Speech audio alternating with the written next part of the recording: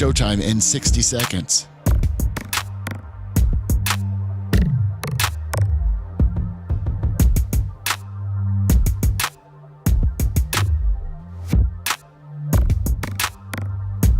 "45 seconds.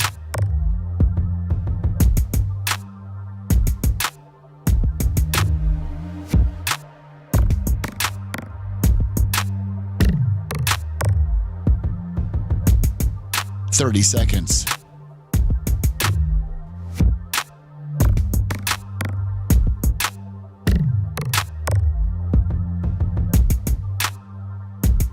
The show will start in 15 seconds, and this is your last audible warning.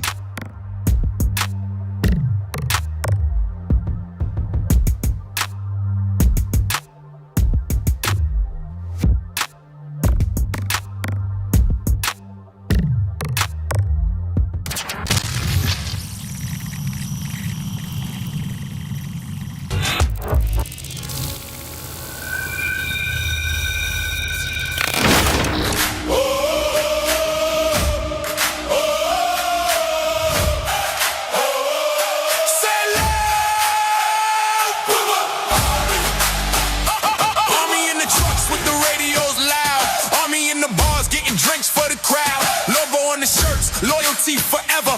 Bubba Army strong, yeah, we ride together from the collars on hold to the fans online. Everybody locked in at the same time. Raise your voice, let the whole world see. Ain't no fan base louder than the Bubba Army.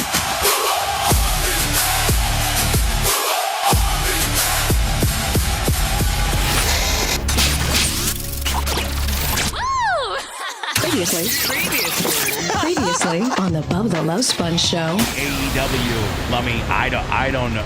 I don't know what they're doing. Oh, dude, this is some of the best stuff that wrestling's ever put forth. Oh my God! Don't be a hater, dude. Just appreciate it. I'm not hating. It just shows you how much better the WWE product is. It really does. It just shows you how polished and how much of a entertainment machine the WWE is, because they're not doing this nonsense. Maybe you just don't understand the star power that was in front of you with this video.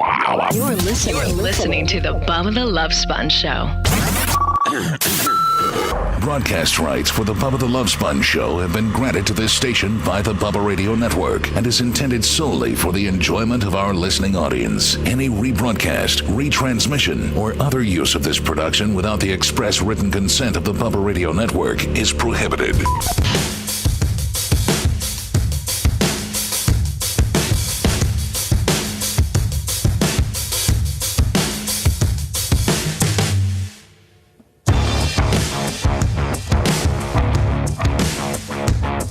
Tuesday, March 17th, 2026. The Bubba the Love Sponge Show. Don't forget, I think we're over 100 tickets for the Yankees game this Friday. Yankees, Baltimore Orioles, in like maybe the final week of official spring training before they start teeing it up. I think the first weekend of April or the first couple days of April. Wednesday. Yes, and then also they're doing a drone show after the game. A drone show? Yes. Is that okay? Like, you're going to turn off all the lights and do it like... Yes, and do like... They're going to turn the sun off and do it. I mean, it's going to be nighttime. Yo, God, flip that switch. So you mean during our deal on Friday... And the Bubba Army section that you can sit in that we're over 100 tickets on. By the way, go to our Facebook, our Instagram, or our X, all at the Bubba Army, even our TikTok, and you'll see we've pinned a link. Usually this is an $85 ticket. It's a $45 ticket. We're all sitting in the same section. Seth just got his 3 tickets this morning, so he's officially locked in.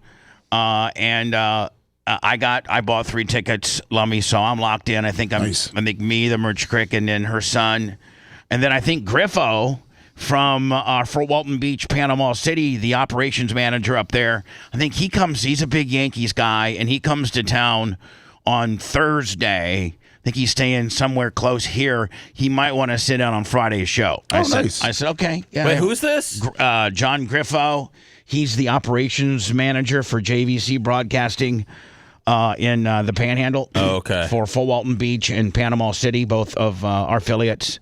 So I think you're scrambling and getting him a ticket. Yes. Yeah. And so anyway, that's this Friday, 6:35 is the first pitch. Yankees, Orioles. You get a hot dog, a soda, water, beer, or water or soda. Usually, again, like it's an $80 ticket down for $45 for our fans. And I got a lot of people that have. I think Iggy's already bought his ticket. Yes. Did who else do you know of? Oh, I know that Phelps had bought it. Heather Wiz is trying to see if she can get up But here. she can get out of the gym. Yes. I mean, she can spend. I mean, I think she lives in the gym. Glowbug, Rolo, Wolf from Wolf Fencing, who just got done having a motorcycle accident. Hold on. He did? Yeah, Wolf always likes to send me nice gruesome pictures. It looks like he had a one-man motorcycle accident. Was it on his mini bike or was it on his? Because he's got this little chopper mini bike that he thinks is cool, and I'm like, listen, Austin, it's not cool. It's like not cool. I think that's what it was. Yeah. Well, he Is it like a rollerblading? No. Well, I Is mean, it a step above that? I don't know. But how bad did he get hurt? I sent the pictures. Dr. Dan had him the other. What would you say, Dr. Dan? Hamburger. He's got a lot of it. He slid. Nothing's broken. Doesn't look like anything's broken from the pictures. There's just a lot of road rash. I mean, hands, arms. The kind that just like annoys you for 3 or 4 weeks before it heals. Is this maybe the type of drone show that we should be? Walker, I think Walker and oh, damn it. I won't be there for the end. You won't? No. Oh, okay. You want us to record it for you? Yeah, you want me to FaceTime you as it's happening? I know Phoebe will be driving, so I can literally have all of your attention and be like, Seth, I'm sitting right by the vacant seat that you used to be sitting in, Seth, and here's the drone show. Let Sammy look. Here you go. Yay! Yeah, that'd be awesome if you could do that for me. Because Phoebe, she's I might just stay just to make sure you don't have to go through the trouble. Oh, okay. No, is this done with all? Is this a typical drone show? Yes, yeah. The Bucks did one this year too. Well, hold on now. These are all other drones are going straight to Iran afterwards too. Yeah.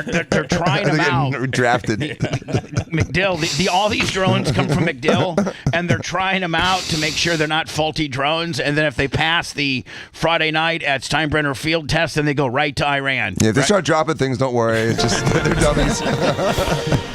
No. Yeah, but see, okay, I'm not.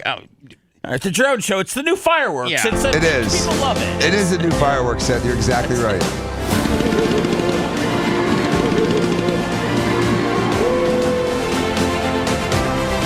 I can only imagine what that costs. Oh, my Lord. We're going to have to tell our kids that we just used to stare at just lights just in the sky. Now they got designs. They got eagles. They got flags. I'll they tell you got one better. We used to Barney. have, the best it got for us were sparklers and those snakes. Remember those little snakes that you'd like? would grow. That would just burn the ground like black. It ended up being, might as well be like a cigarette ash is what it ended up being, like a cigarette ash. And then if you were really, really fancy, you had these sparklers. And then if you were running around barefoot and you stepped on a sparkler that had just been, somebody had just thrown down on the ground, you either got stabbed with it or you burnt your bottom of your foot. What kind of rednecks fireworks are you doing with no shoes on, man? We had back in the summertime. Sparkler or shoes? What do you want, kid? In the summertime, man, we were just barefoot all the time, and you had to risk you only really had to risk one thing, and that was stepping on a bee. When you would step on a honeybee, you get stung by a bee, and of course it'd be all swelled up for like 2 or 3 days, and you couldn't really play because everybody else was out playing, and they didn't have a big swollen up foot. And but yeah, we at least where my little Rosemont Avenue neighborhood, we were all barefoot. We always went barefooted. See, we had sand spurs, man. We always wore sneakers. Yeah, we never wore sneakers. So, Bubba, can I ask a question about the baseball game? Yeah. I'm still on that. Yeah. I got my tickets down there. Would it be easier for me to do that and just kind of come up and get banded or something? Here's the deal. Or when you got your kind of ticket, which is third row behind the batter's on deck circle, I think that when you're roaming up where we are, they're not going to give you. I got to let them know, Dr. Ding. Yeah, because we're in a Special section. Yeah. So is that going to be trouble? Should I just? I can let him know. Wait, what kind of section is it? Roped off? Does it have stanchions? Hold on. Are there stanchions? We're in a $45 section, and Dan's like in a $300 section. Well, it's normally $80, Bubba. Let's not try to diminish it too much. Dan would never be caught dead in a $40 section. Exactly. Never. But and so anyway, Lummy, can you tell them that we got a guy on the show who was a season ticket holder for 20 plus years, or I mean, ever since they built that facility, his family has had these season tickets. He used to golf with George Steinbrenner. Just throw that in there. His dad was good friends with George Steinbrenner, and we're in row CC. I wouldn't. And can he migrate from his high dollar behind home plate tickets to come see us in our $45 section? Yeah, I think it's. I'm sorry, Seth. Normally $80. Yes, we may have to. That's why I may just try to get a wristband because that's what it probably will be. Okay. Lummy, you going to be able to enjoy the game with your family? Or are you going to be on your phone coordinating all these people who might be coming? And here's the deal, Lummy. I tried to responsibly. Here it is Tuesday. Yes. I tried to responsibly. Okay, so I responsibly got the 6 tickets that I needed to get, 3 of which is going to Seth, 3 is going to me. And so I didn't want to wait to the last minute to get Seth his tickets, and he's scrambling around and I'm scrambling around. And I got to be honest with you, Ticketmaster is very clunky. It's very hard. First of all, it's Boy, poor Gene couldn't figure out how to get my Monster Jam tickets to me. He asked if he could take a picture, if he could take a screenshot and send it to me. I said, I don't think that's going to work, Gino. But I mean, I feel Gene's pain. Yeah, me Seth, too. I've done it. It's hard. I was trying to get you your 3 tickets today. I bought them, and then they were sending me codes to my email. Then I timed out. Feels like you're 110 years old, doesn't it? Yeah, so I said, Lummy, poor little Lummy is over my shoulder, and he's helping me. And then he has to go and say, well, I sent Seth Monster Jam. Let me see what you. And so once we finally. So anyway, we got them done, and Lummy, I wanted to get that done today responsibly on Tuesday so that I wasn't bugging you like, day of the game, 2 hours before we're supposed to be there. I'm trying to get Seth's tickets to him. Yeah, no, it's perfect. Yeah, so I mean, Seth, you're set. Lummy, you helped me do that. So thank you very much. You've been the pivot guy, the point guy. You've been our liaison from the Bubba Radio Network to the Yankees. And I think we're going to honor you at the 7th inning stretch, Lummy. Yes, Friday. So Lummy, don't go anywhere. I hope that all of your stress and getting people to the game and getting Dan his band and all of that, I hope that you can actually, enjoy the ball game. I hope you can. Oh, definitely. I don't want to add to your stress. If it's a problem, I'll do it's not stress at all, Doctor. Okay. It's not stress at all. It's not stress at all, Dan. Yeah, it's not. It's a quick email. Speaking of which, this is speaking of motorcycle accidents. So the great Austin Wolf, Lummy, who owns Wolf Fencing. Great friend, yes. Did the new goat area. Do the goats like their new area? Yes, are they starting to kind of like it? Yes, they found different little areas that they are enjoying. I mean, because when they were here, listen, one of the things as we're moving out of here and trying to get the new studio done is we had to relocate to goats. So we relocated to goats, and at first it was very. I think Lummy, they had it took about a week for them to get used to their new area because their new area is very, very much different than the Puerto Rican baseball field that they lived in here at the studios because, there was no grass left. And, you would literally were, going out throughout the neighborhood and trying to find woods and cut like oak and, various tree limbs down because that's what they like to eat is foliage. Yes, they do. They like, foliage. And there is no more foliage. Is that how you say the name foliage? Is that how you say it? Close enough. Foliage. Right. Foliage. Whatever. There is none left here. I mean, the description that I use of Puerto Rican baseball field, and it's just all dirt and all sand. That's all they have and they can't enjoy the pond because they hate water. They're literally almost borderline scared of water. Yes, like rain and all that kind of stuff. They always they always hunker down and go to shelter. So we found an area to put them.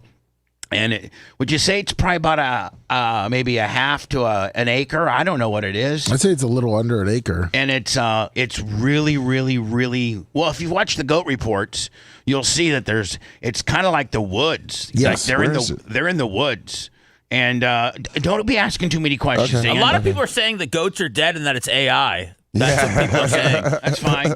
Best AI you ever seen. That's right. They're with Netanyahu. We've got to change the AI that the people that are doing stuff for us are using for me and Hogan. I mean, I Dude, cringe. you look 27. But I cringe. I absolutely cringe.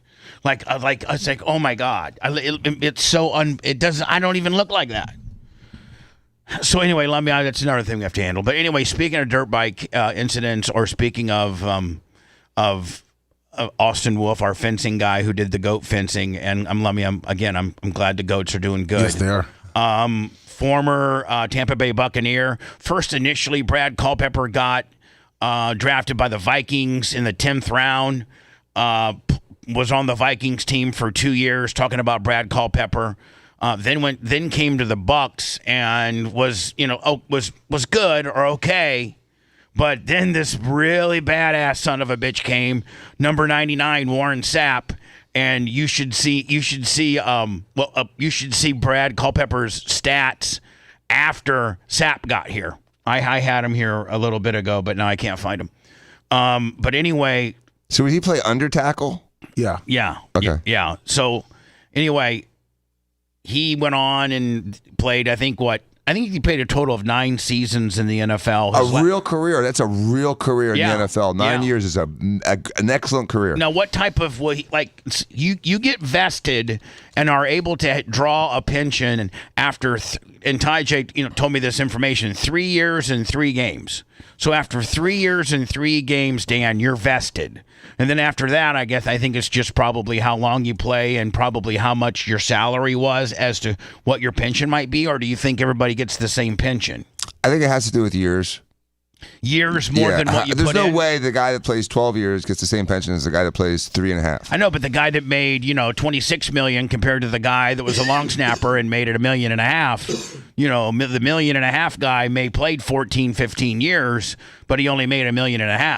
Yeah, but the other guy made $100 million. He shouldn't need the pension. I understand. Arguably. I'm just saying. Yeah. I wonder how the NFL pensions are figured up. That's a good question. It says players must have obviously at least credited 3 credited seasons, and then it says, for an example, a player with 3 credited seasons and an average salary of $1 million could receive a pension of $9,000 per month. Oh my God!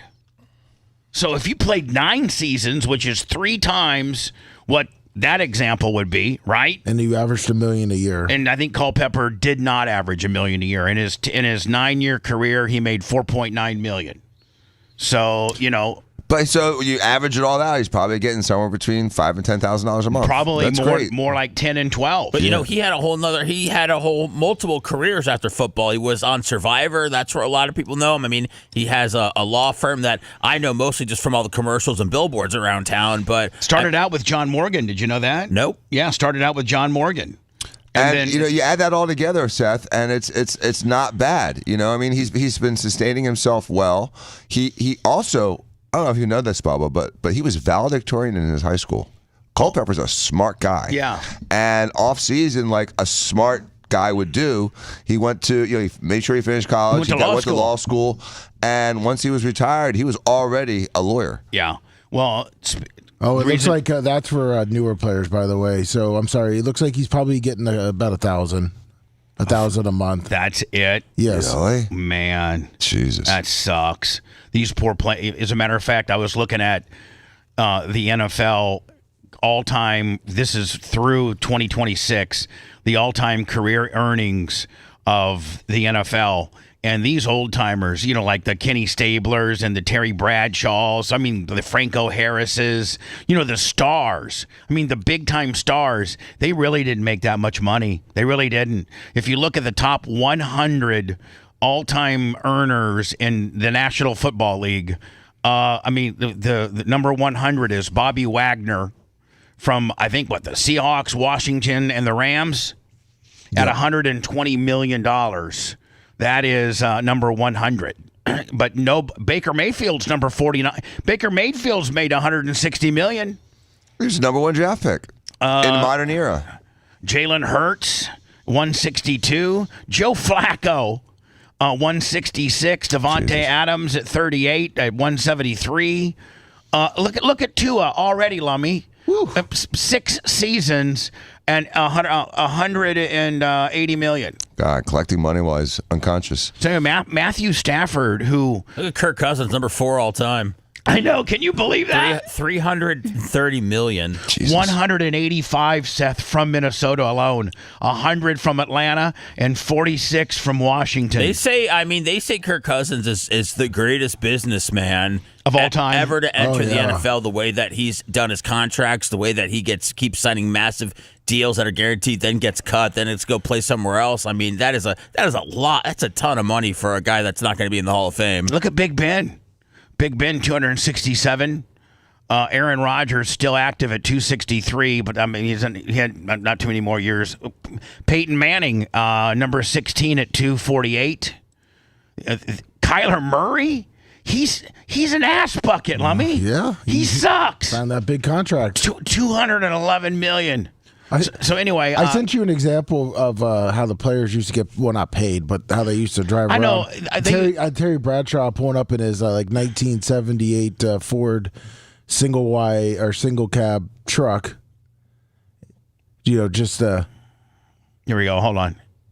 Terry. Here comes Terry Bradshaw now. Where's that? Terry. Good luck today, Manny. Okay, Franco. Watch yourself. See you later. Okay. Look at this truck. Look at this. And that's him going to the ball game. I mean, right? Yeah. I mean, he's probably, it was probably the number one game on CBS that day, and this is what he pulls up in. Where's that? Terry. Good luck today, Manny. Okay, Franco. Watch yourself. See you later. Okay. I mean, often these guys had to have second jobs in they sold insurance or cars or something like that in the off season. But anyway, going back to Brad Culpepper, why do we bring Brad up? And I don't know if this is going to get back to him or not, but I hope it does. He had a son. I think this is his eldest son, and his name was Rex, Which means king. and he was a star for Plant. Started at Plant, then went on to Syracuse. And was I think backup quarterback and tight end for the Syracuse Orangemen. Well, he was. I found out the reason he didn't play as much at Syracuse because a couple years there he was battling testicle cancer. Yeah, he had testicular cancer when he was 19 and 20. So two of his probably eligible years, he might have been. He was getting chemo, and completely weakens you. Which, Dan, I think at that point you can't play you can't play Division I football while you're on chemo. Well, you're so immunocompromised, you're in isolation. Anyway, this absolutely breaks my heart. His son Rex Culpepper, a former Syracuse quarterback and the son of NFL former player Brad Culpepper, died over the weekend. He was 28 years old. According to local outlets, Culpepper passed away from injuries sustained on a dirt bike in Georgia. He was a star athlete in high school, becoming a top recruit at Plant, went on to play for Syracuse as a quarterback and tight end, throwing for 1,500 yards and 11 touchdowns. He was diagnosed with testicular cancer in 2018. He underwent chemotherapy and was cancer-free months later. Rex's dad, Brad, played for the Vikings, Bucks, and Bears in the NFL, and was famously competed on Survivor. Rex's fiancée mourning the devastating loss, which came less than a month after they got engaged. So, He's wow. a good-looking kid, too. It's so sad. Put things in, we told Dan that this morning when he walked in because of Dan's ties to the Bucks, and he's like, man, it really puts things that we're bitching about and things that we think really are a big deal in perspective, doesn't it?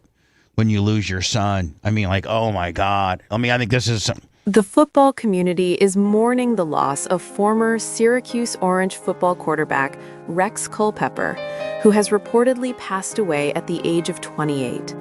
According to early reports circulating online, Culpepper's death may have been connected to a dirt bike accident, although official details surrounding the incident have not yet been publicly confirmed. Rex Culpepper was the son of former NFL defensive lineman Brad Culpepper, and news of his sudden passing has left family members, friends, and fans deeply saddened. Tributes have begun pouring in from people who knew him personally and from members of the broader football community. One fan expressed heartbreak after hearing You know your family needs to send something, Dan. You know that. Yeah. Steve we'll will, send something. Steve will handle it. No, but it's just because, you know, of your father's ties with Brad and, you know. saying their thoughts were with Rex's parents and family during this Isn't his wife named Monica? Yes. Monica Culpepper. Do you think there's a 911 call associated with this? I don't know. unimaginable loss. Have to find out where in Georgia happened, and Lumby could maybe start tracking it. Another tribute remembered Culpepper not only as a football player, but also as someone who courageously battled testicular cancer while continuing to play college football, inspiring many with his determination and resilience. Friends also shared emotional messages recalling the strong bond they had with him. One close friend described Rex as more than just a friend, calling him a brother who was respected deeply and How many children did Brad and Mon or do Brad and Mon? I think they have I think they had 3. I'm not certain, but I think it's 3 as well. I think I could be wrong. Or 2 now, but they had 3 kids. someone who seemed to excel at everything he did. And I think Rex might have been the oldest. He was. Yeah. They reflected on the many memories they shared, from supporting each other through life's challenges to the countless moments of laughter and friendship that defined their relationship. All right, well, R.I.P. Rex Culpepper. Just a very tragic, very, very tragic thing. And, phew, I don't even know what to say. Other than rest in peace, my friend, and Brad and Monica, our thoughts go out to you. Yeah, deep condolences. And, wow. This is the coach of, like we talked about yesterday, USF. Yes. Brian, was it Hodgkins. Now, speaking of which, we just talked about, Rex Culpepper being Syracuse Orangeman. The rumor has it that's where this guy's headed. I don't think they could. Is it tampering if they talk to him while he's in the tournament, or can he start? Like, how does that work? Like, with regard, he can technically start talking to Syracuse now. Do you think? I don't think he is. You think his agent might be? Yeah, probably. His agent's probably, but I don't think he's focused on that. No, he's focusing on number 6 Louisville. Yes. Which is what, Wednesday or Thursday? Thursday at 1:00. Now, where's that being played? Buffalo. Buffalo. Yes, where he was raised. Oh, this guy was raised in Buffalo? Yeah. And so his first round of the NCAA tournament will be in his hometown. Yes. I didn't know, but that's why his dad. Okay, that makes more sense. Yeah. His father has dementia and has never seen one of his games as a head coach ever. So I'm assuming because of travel and you just can't. Yeah, I think he's in a home facility. Yeah, but they might be able to bring him. Yeah, they could have bust him out, bring him to the game. Yeah, it'd be convenient, be easy, and how nice is that to finally get to coach in front of your dad, something he really wanted to do for a while. And his dad, he's adopted, so that. Yes, this guy, really cool. This guy took him in. He explains it right here. Hold on. Yeah, it's very special for me. By the way, it's not us; it's them. Only in the one channel. I hope you can hear it. I had a feeling that would happen.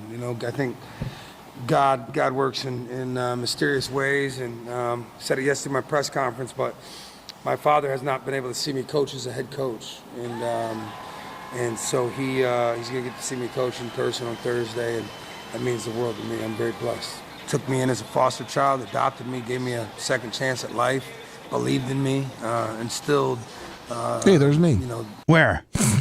To the right. I didn't know. Are you really in here? Oh yeah, look at that. Hold on. What, right here? Yeah. Lummy.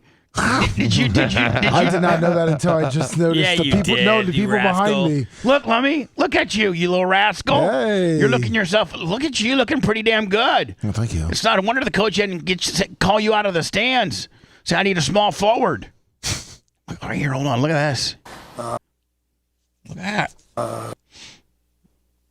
We're just looking at Lummy right here. Lummy's right here. You see little Walker's little head. Here's Walker. Yeah. So Walker, Ash, and then you. Yep. Important values like discipline and hard work and the things that have gotten me here. Man, Little Walker, he has really experienced a lot. Like, everything from probably USF baseball, USF girls volleyball, basketball, football, Bucks games, Monster Jams. Now he's probably been to more sporting events than anyone else that age. I mean, seriously, Lummy goes to more sporting events in person than anyone I've ever met. I know. I think they live off of Ashley's salary, and then they just use Lummy's for sporting events. That's what I think. Allowed me to chase my dreams, and is the most loving, caring, selfless man I've ever known, and I just can't wait to see him here. Man, how cool would that be? Your dad has dementia. He cannot travel. He's never been able to witness one of your games as a head coach. And because your first round of your NCAA playoffs are in the hometown or the town that he's being, cared for, Buffalo, meaning, he probably lived. Dan, you think he probably maybe lives in a facility? Yeah, he probably lives in a memory facility, and traveling with a plane would be a huge pain in the ass. And, being able to take a car to the game and stay with family and have that familiarity around him so he doesn't get... the other thing is, when you have dementia, sometimes you put somebody in a situation like a big arena, they could get, anxiety and nervous Don't and know lost. where they're at. And, just have a real problem. So will he even know that that's his son coaching down there, or is he going to think it's John Wooden or something? It depends on what kind of dementia. And most people with dementia have moments of lucidity when they understand what's going on. So let's a say lot of them understand them in the moment, but maybe not understand 2 weeks ago. I don't know what his name is. Let's say his name is Bill. Can you say, Bill, down there? Well, I'm sure that Brian, is that his name, Brian? What's the coach's name? Oh, Hodges? I'm sure that he'll see him before the game and in the locker room and all that. But, during the game, they'll have to wheel Dad somewhere.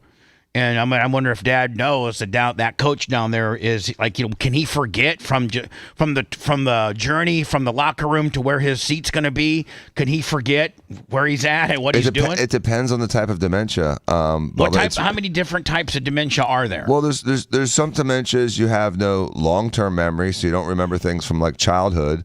Other dementias have problems with like working memory or short-term memory, so you can remember the old days, but you can't remember what happened 10 minutes ago. I would think it would be better to have I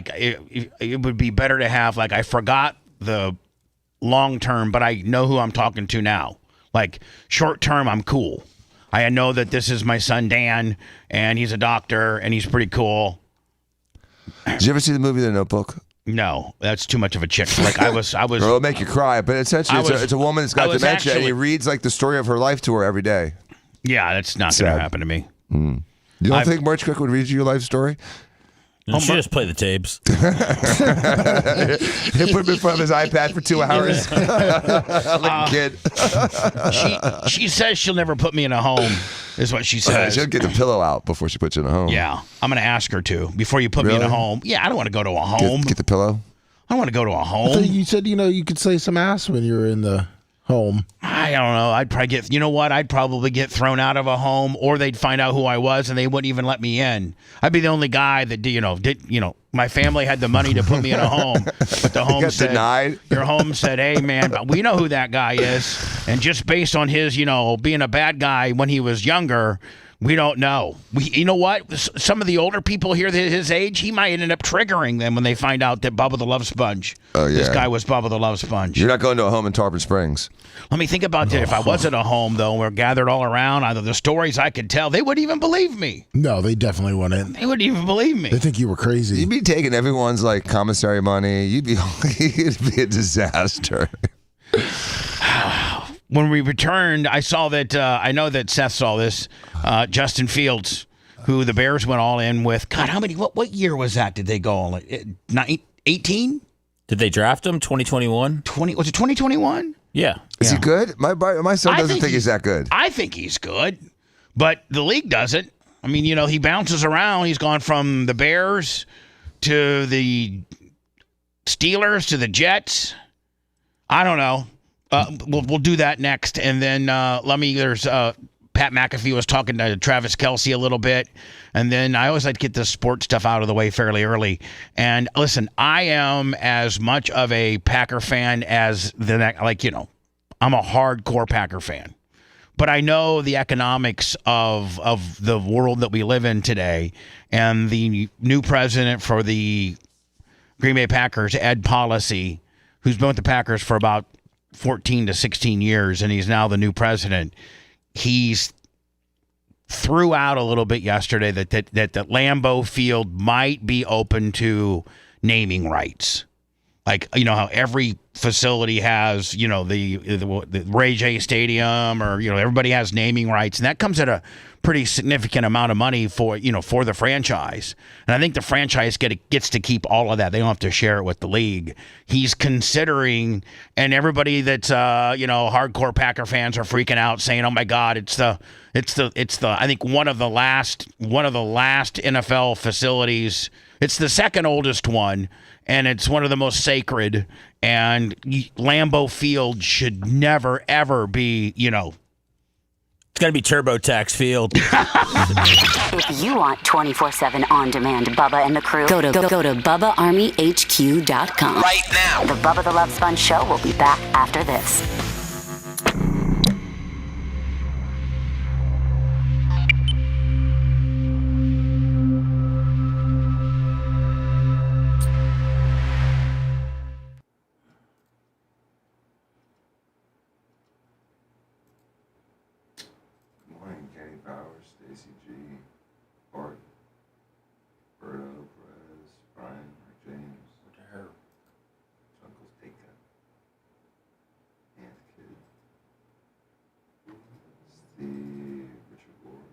Hopefully you can, Mindy. Rocky. Thank you, Jasper.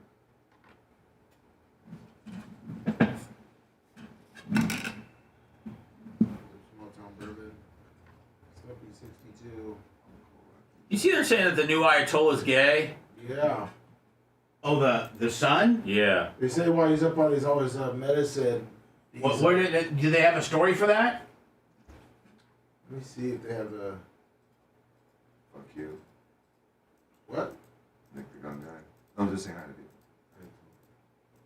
Jay started getting a little chat cancer yesterday, Danny. Oh, really? Yeah, somebody was kind of ringing him up a little bit, and he's not used to it. And he started getting chat cancer a little bit. He started engaging a guy, didn't he, Seth, a little bit? Did he? I don't even remember. Yeah, he did. Yeah, he was. What was the guy saying? I don't know. Someone just made a comment about and listen, working class men. And I just want to make sure that I'm completely back Jay, but I was just like, Jay, don't even worry about that motherfucker. But Jay was on it. Did you send me the story? I'm trying to find one with a video. Oh, yo, black guy, attack of the dog, group lips, black guy, I'm gonna call you the police, Dan Sprinkle can, Cottonwoods, Glowbug, Jonesy. Hi, Glowbug. I sent you a news story. Glowbug's mom and dad got new scooters. Monica. Oh, nice. Be careful on them. TNT. Just gonna play fucking. Wolver. What's up, Nick the gun guy? And Creatine and Big Red. What's up, Iggy?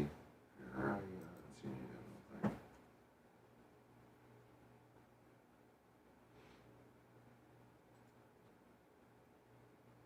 YouTube A's. You sent it to me, Lemmy? Yeah, I'm trying to find a better one.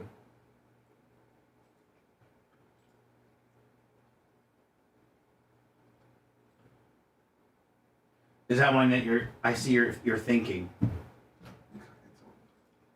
Yeah, I'm trying to just watch the videos too. And Is that the one I should use, the Yahoo Willie? yeah. Click the second one.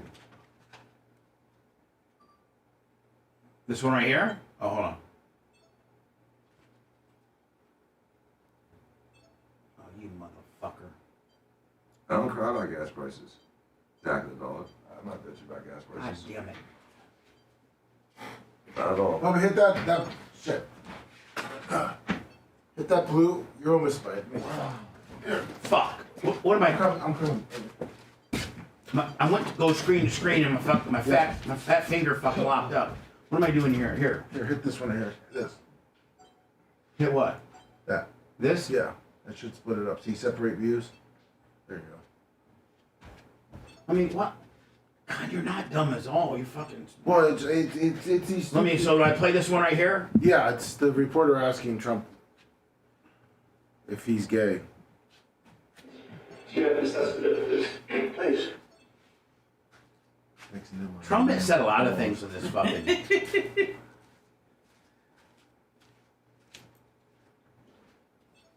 Consider this your invitation from You Lexus motherfuckers. Lexus.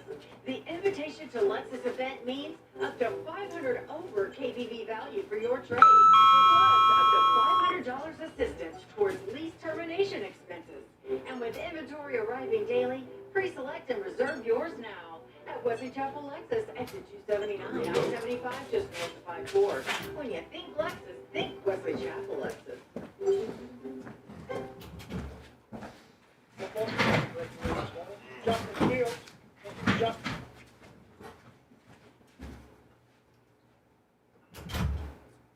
And going back to Attack of the Dog, my Lamborghini gets about 11 miles a gallon. My SF90 got about 9 miles a gallon. 76 months. On the racetrack, we get about 4 miles a gallon. $10 a gallon gasoline.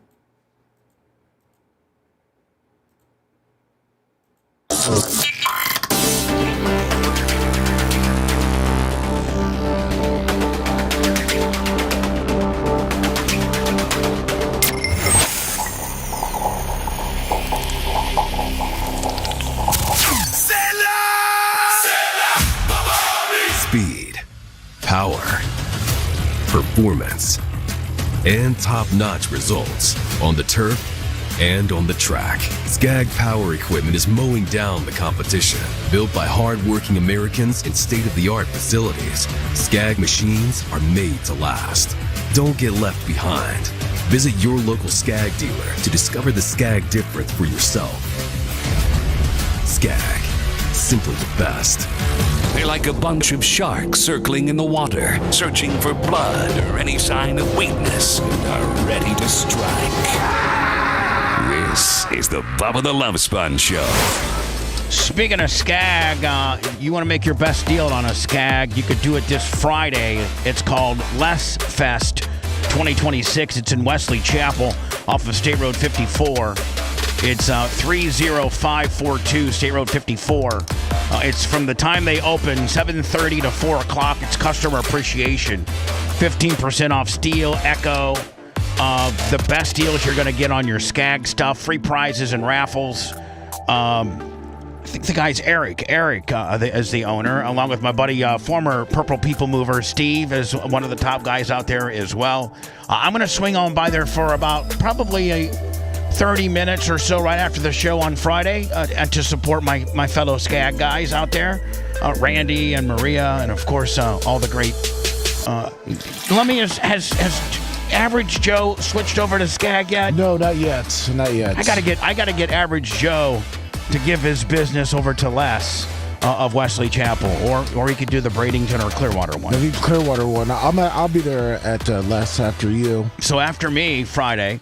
And then, before the ball game, 7:30 to 4 o'clock is customer appreciation. Again, go cut your best deal. These are going to be the lowest prices on anything, whether it's a steel chainsaw or an Echo, a weed whacker, or better yet, like a Patriot Skag zero turn, or a walk behind, or a stand behind, I should say. Go to lessofwesleychapel.com. I think is that their domain name? I think it is. Yeah. Anyway, appreciate Eric and the guys, and we'll be there for a little bit. We can't stay too long because we're busy. Yeah, me and Colton are going to head up there. Colton's going too? Yeah, I'm going to see about getting a mower. Oh, you're looking for a mower? Yeah, my rider blew up, so I've been push mowing it. They'll do trade-ins? Yeah, I was going to see what they got during the last deal. Oh, yeah. You better not buy anything but a Skag or I'm going to fire you. Of course. Football just had some breaking news this morning. Justin Fields, formerly of Ohio State, then of the Chicago Bears, then of the Pittsburgh Steelers, then of the New York Jets, now traded to the Kansas City Chiefs. Wow. That happened this morning for a 6th rounder. Okay, Patrick Mahomes tore his ACL in Week 15, as we all remember. Justin Fields being brought into Kansas City, potentially fill in for Patrick if he's not back by Week 1, which would be crazy with an ACL. Just like the Daniel Jones talk. Is McAfee doing well? I've seen various reports where him and ESPN are at odds, and but. Seth, is there any truth to that? Him and ESPN are at odds, and McAfee is like, listen, I don't need ESPN. I'm a big enough franchise on my own that I can go do my own thing. I'm actually thinking about doing some acting type deals and stuff like that. Yeah, there's talk. His agent wants to make him the next Sylvester Stallone, but I don't know if he's had any public back and forth with ESPN. He has in the past with some other executives, but they've kind of got it figured out. What do you mean? Uncle Eric, $25. There was a couple. Uncle Eric on the Cash App thing. PayPal, Venmo, and Cash App, all at the Bubba Army. There was a couple executives, or I think 1 or 2 executives, that had an issue with the way he was doing his show and voiced it, but I think McAfee won outside. In my opinion, and Seth, you like to have yours. I think ESPN needs Pat McAfee. I mean, I think Pat McAfee is a huge commodity. I love the way he does. More than the silver screen needs him? I mean, I don't know. I mean, the only thing he can play is, Gavin Newsom. He's not going to be the next Sylvester Stallone. I mean, we said that about a lot of people, and we've never seen him act. We don't know. We don't know his. I mean, people didn't think Batista could act, and he went on and he's made 100 movies. Yeah, exactly, and probably made $100 million. And they were all the exact same movie. I mean, but nobody thought that he could act, and he did. Nobody thought John Cena could act, and he did. But still, I don't even consider Cena the next, Stallone. No, he wasn't. He was. None of them are. You know who kind of did become the next Stallone? The Rock. Oh, Rock kind of did. He transcended that. No, I mean not kind of. He did. I mean he's an A-lister, and I mean The Rock is like a whole nother that's a whole nother discussion. Yeah, I think Cena's a clown, but The Rock really did it. Yeah, and The Rock. I don't think The Rock was really that good of an actor per se. I just think that all the roles were really, honed for him. I don't know how McAfee would do as an actor. I can't say that he wouldn't do a good job. Well, he's got like 4 episodes coming up on Landman, so does he really? You'll be able to get a feel for that. You know what? I think would be a good feel too. That's completely not have anything to do with sports. Because, like, if you look at his WWE commentary and his wrestling, that's still sports related. But, to be on 4 episodes of Landman, obviously, Seth, he's probably not going to be playing a sportscaster on Landman. He's going to be playing a character. So we can probably get a gauge as to his potential. I'd love to see him. I love to see people go outside of where they started and become actors or something like that. I love that. I'd love to see him. I like the guy's energy. I like the guy. Do you have a favorite actor? Me? Yeah. Probably one of my favorite actors of all times. Well, and a lot of people probably, he's not really that well known, is probably Gene Hackman or Dennis Hopper. I liked both of those guys. Really? Yeah. I love Gene Hackman. Did you like him in Unforgiven? Yeah. I thought he was great in that movie. I'm going to be honest with you. Who's yours? Is that what you're all like? No, but I'm going to be honest with you. Probably one of my all-time favorite actors is Leonardo DiCaprio. No. Leonardo DiCaprio has absolutely become a real actor. He's absolutely A-list.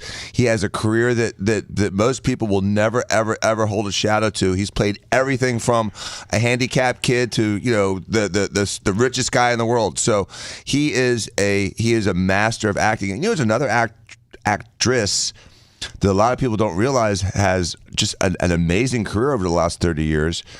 Is Nicole Kidman. She's been in almost like 60 movies. She is like the new Julie Roberts, meaning like, she's the it woman, her, and has aged nicely. Jennifer Aniston, Reese Witherspoon, you got that. Nicole Kidman. She's eclipsed all of those girls that you just mentioned. Nah, I don't think, no. She has not eclipsed Jennifer Aniston, please. What do you mean? Yeah, she has. Nicole Kidman? Yeah. All right, look at total box office and see who's made more money. Total box office. I was thinking like more movies And, have relevance. Hold on. But Also, let's throw in how much Jennifer Aniston made for Friends. If you look at total... that franchise was so lucrative. Okay, so what I'm saying is like, listen, we're probably sitting here arguing over like, 1 verse 2 or 2 verse 1. They're probably the all-time greatest female actresses would be Julia Roberts. You don't go back like Meryl Streep that far back. Yeah, you got Meryl Streep. You got Elizabeth Taylor. You have some. You have some. What about big... Rosie O'Donnell in A League of Their Own? She stole the screen. She stole the show. Gina Davis. She was in League of Her Own, was she not? Yes, she's made a bazillion. She's movies. made a bazillion. Lummy, can you look at all-time female actresses? Box office. I know if Jennifer Aniston's probably wouldn't include the Fringe franchise, but I know at one time weren't they? Like 150 million from that, 200 million from that. Jennifer Aniston isn't in the movie equation. I mean, when you talk about movies, not really. No, Nicole Kidman's way. Yeah, $5 billion for Nicole Kidman on box office. $5 billion. How about Julia Roberts? I'm trying to do the highest female ones right now. I don't know if they had a list. Who's number one? Do they have a list? That's what I'm looking up right now. Who's number one? I'm looking it up. Oh, I thought you said you were just calling that off the list. Oh, no, I looked up Nicole Kidman when we were trying to compare her and Jennifer Aniston. Jennifer Aniston's not even on the radar. Week 1, seemingly a bit Jennifer crazy, Aniston. Sorry. Let's see. Well, I mean, are you working on it? Yes, about to send it to you. And so this would be. I'm waiting for it. Do you want Justin Fields on your team, Bubba? No. Or Seth? In this scenario, for a backup, yeah. Oh, absolutely. yeah, as a backup. I'm talking as your franchise guy. No, he can't do it. He can't do it, or his team sucked. Like that happens so often. You get these quarterbacks that are really precious, you put them on these crap teams with crap coaches. That might work. That might be an excuse you can use with your first team, but you can't use it with 5 teams. I don't know. Tell Sam Darnold and Baker Mayfield, man. Yeah, you're right. That's what I'm saying. That there's some guys that in the right scenario. Yeah, that, Justin Fields has been in an offensive hellhole between the Jets, the Bears, and the Steelers. Yeah, to get to a chance to go to one of the greatest offensive minds ever Andy Reid. Right, and to go ahead and take a bunch of reps while Patrick Mahomes is getting better, and then to sit behind Patrick Mahomes for a year. Yeah, I think that's and he's a real relatively. great... And how old is Justin Fields? 26, 27. Yeah, so I mean, quarterbacks literally don't time out until they get into their upper 30s. So and they peak in their late 20s. And, I mean, look, he could go on, Seth, and have like what Malik Willis did for the Packers, come in and do well because the system. Matt LaFleur built an offense around Malik Willis in his skill set, running and not not necessarily long drop back 7-step passes. Well, the thing, like you said, Justin Fields probably has his skill set, but hasn't had a coach offensive minded to build an offense around him. So he comes in. Andy Reid's absolutely the quarterback whisperer. I mean, in the tree that he comes from. And he does well. He's probably set himself up now to be a pretty desirable free agent and a starter again after a year or two. Yeah, he's given himself another chance. Right. Lummy, these are the top actresses of all time. I never would have guessed Scarlett Johansson would be number 1. Yeah. Scarlett Johansson number 1 at $13.6 billion. What?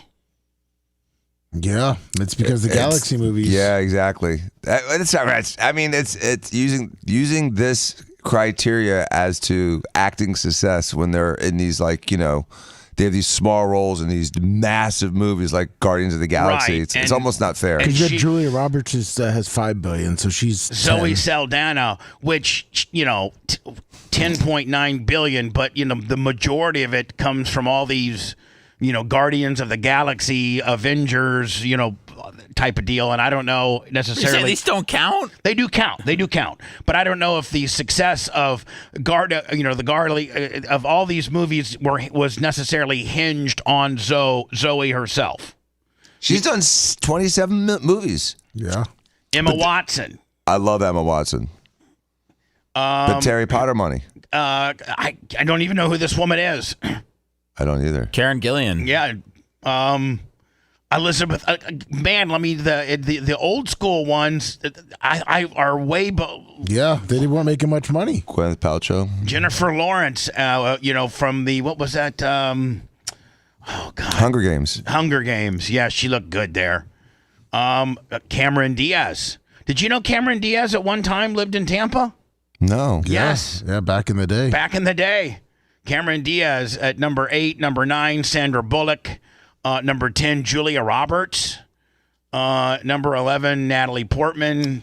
She's great. With 12, the Star Wars Meryl money. Meryl Streep, and then there you go. Well, where did we still haven't gotten Nicole Kidman? No, I don't know. I don't have any idea where Nicole Kidman is.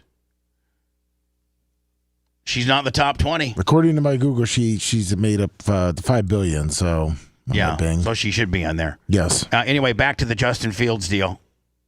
These guys are incredible workers and incredible athletes. Congrats to Justin Fields. Get a chance to go to Kansas City. That's good stuff. Won a couple games for the Pittsburgh Steelers. Didn't necessarily blow up the stat sheet in any of those types of things. Anytime he has the ball in his hands, he's running. He's potentially the most athletic person on the field. We assume Andy Reid would be able to make the most of Justin Fields, his abilities. He played at Ohio State. Yes. His talents. Throwing is obviously certainly a question mark, so much so that the owner actually came out after agreeing to pay him $20 million a year to be a quarterback. Owner came out and said, our guy can't even complete a pass. So it's not like we have Patrick Mahomes. We got a guy that can't even play quarterback. Owner said that and then had to walk that back a little bit. Justin Fields obviously continued to be an adult through the entire process, but the Jets bet on him to potentially be the guy in the meantime before they figure it out in the Aaron Glenn run. And then now they're trading him away to the Kansas City Chiefs. And I think it's good news. Who's the Jet starter? Geno Smith. Oh. I think I'd take Fields over that. If I'm the Jets, I trade. I'm not a big Geno Smith fan at all.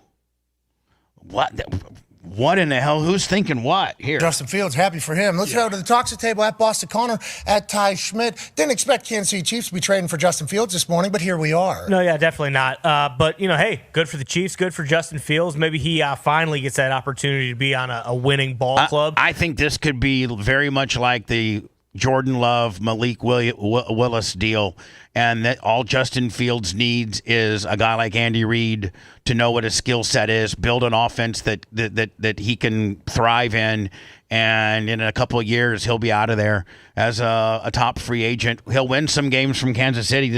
He will. The Kansas City's too good. I mean, he might not play. I mean, it depends if Mahomes is ready for the season or not. But aren't they saying that like a week 1 comeback from his like is kind of sketch, meaning like it's 50-50 at best for him to 8 months from now too. It's so crazy that they're like, maybe he'll be ready for week 2, but not week 1, and it's 5 months from now.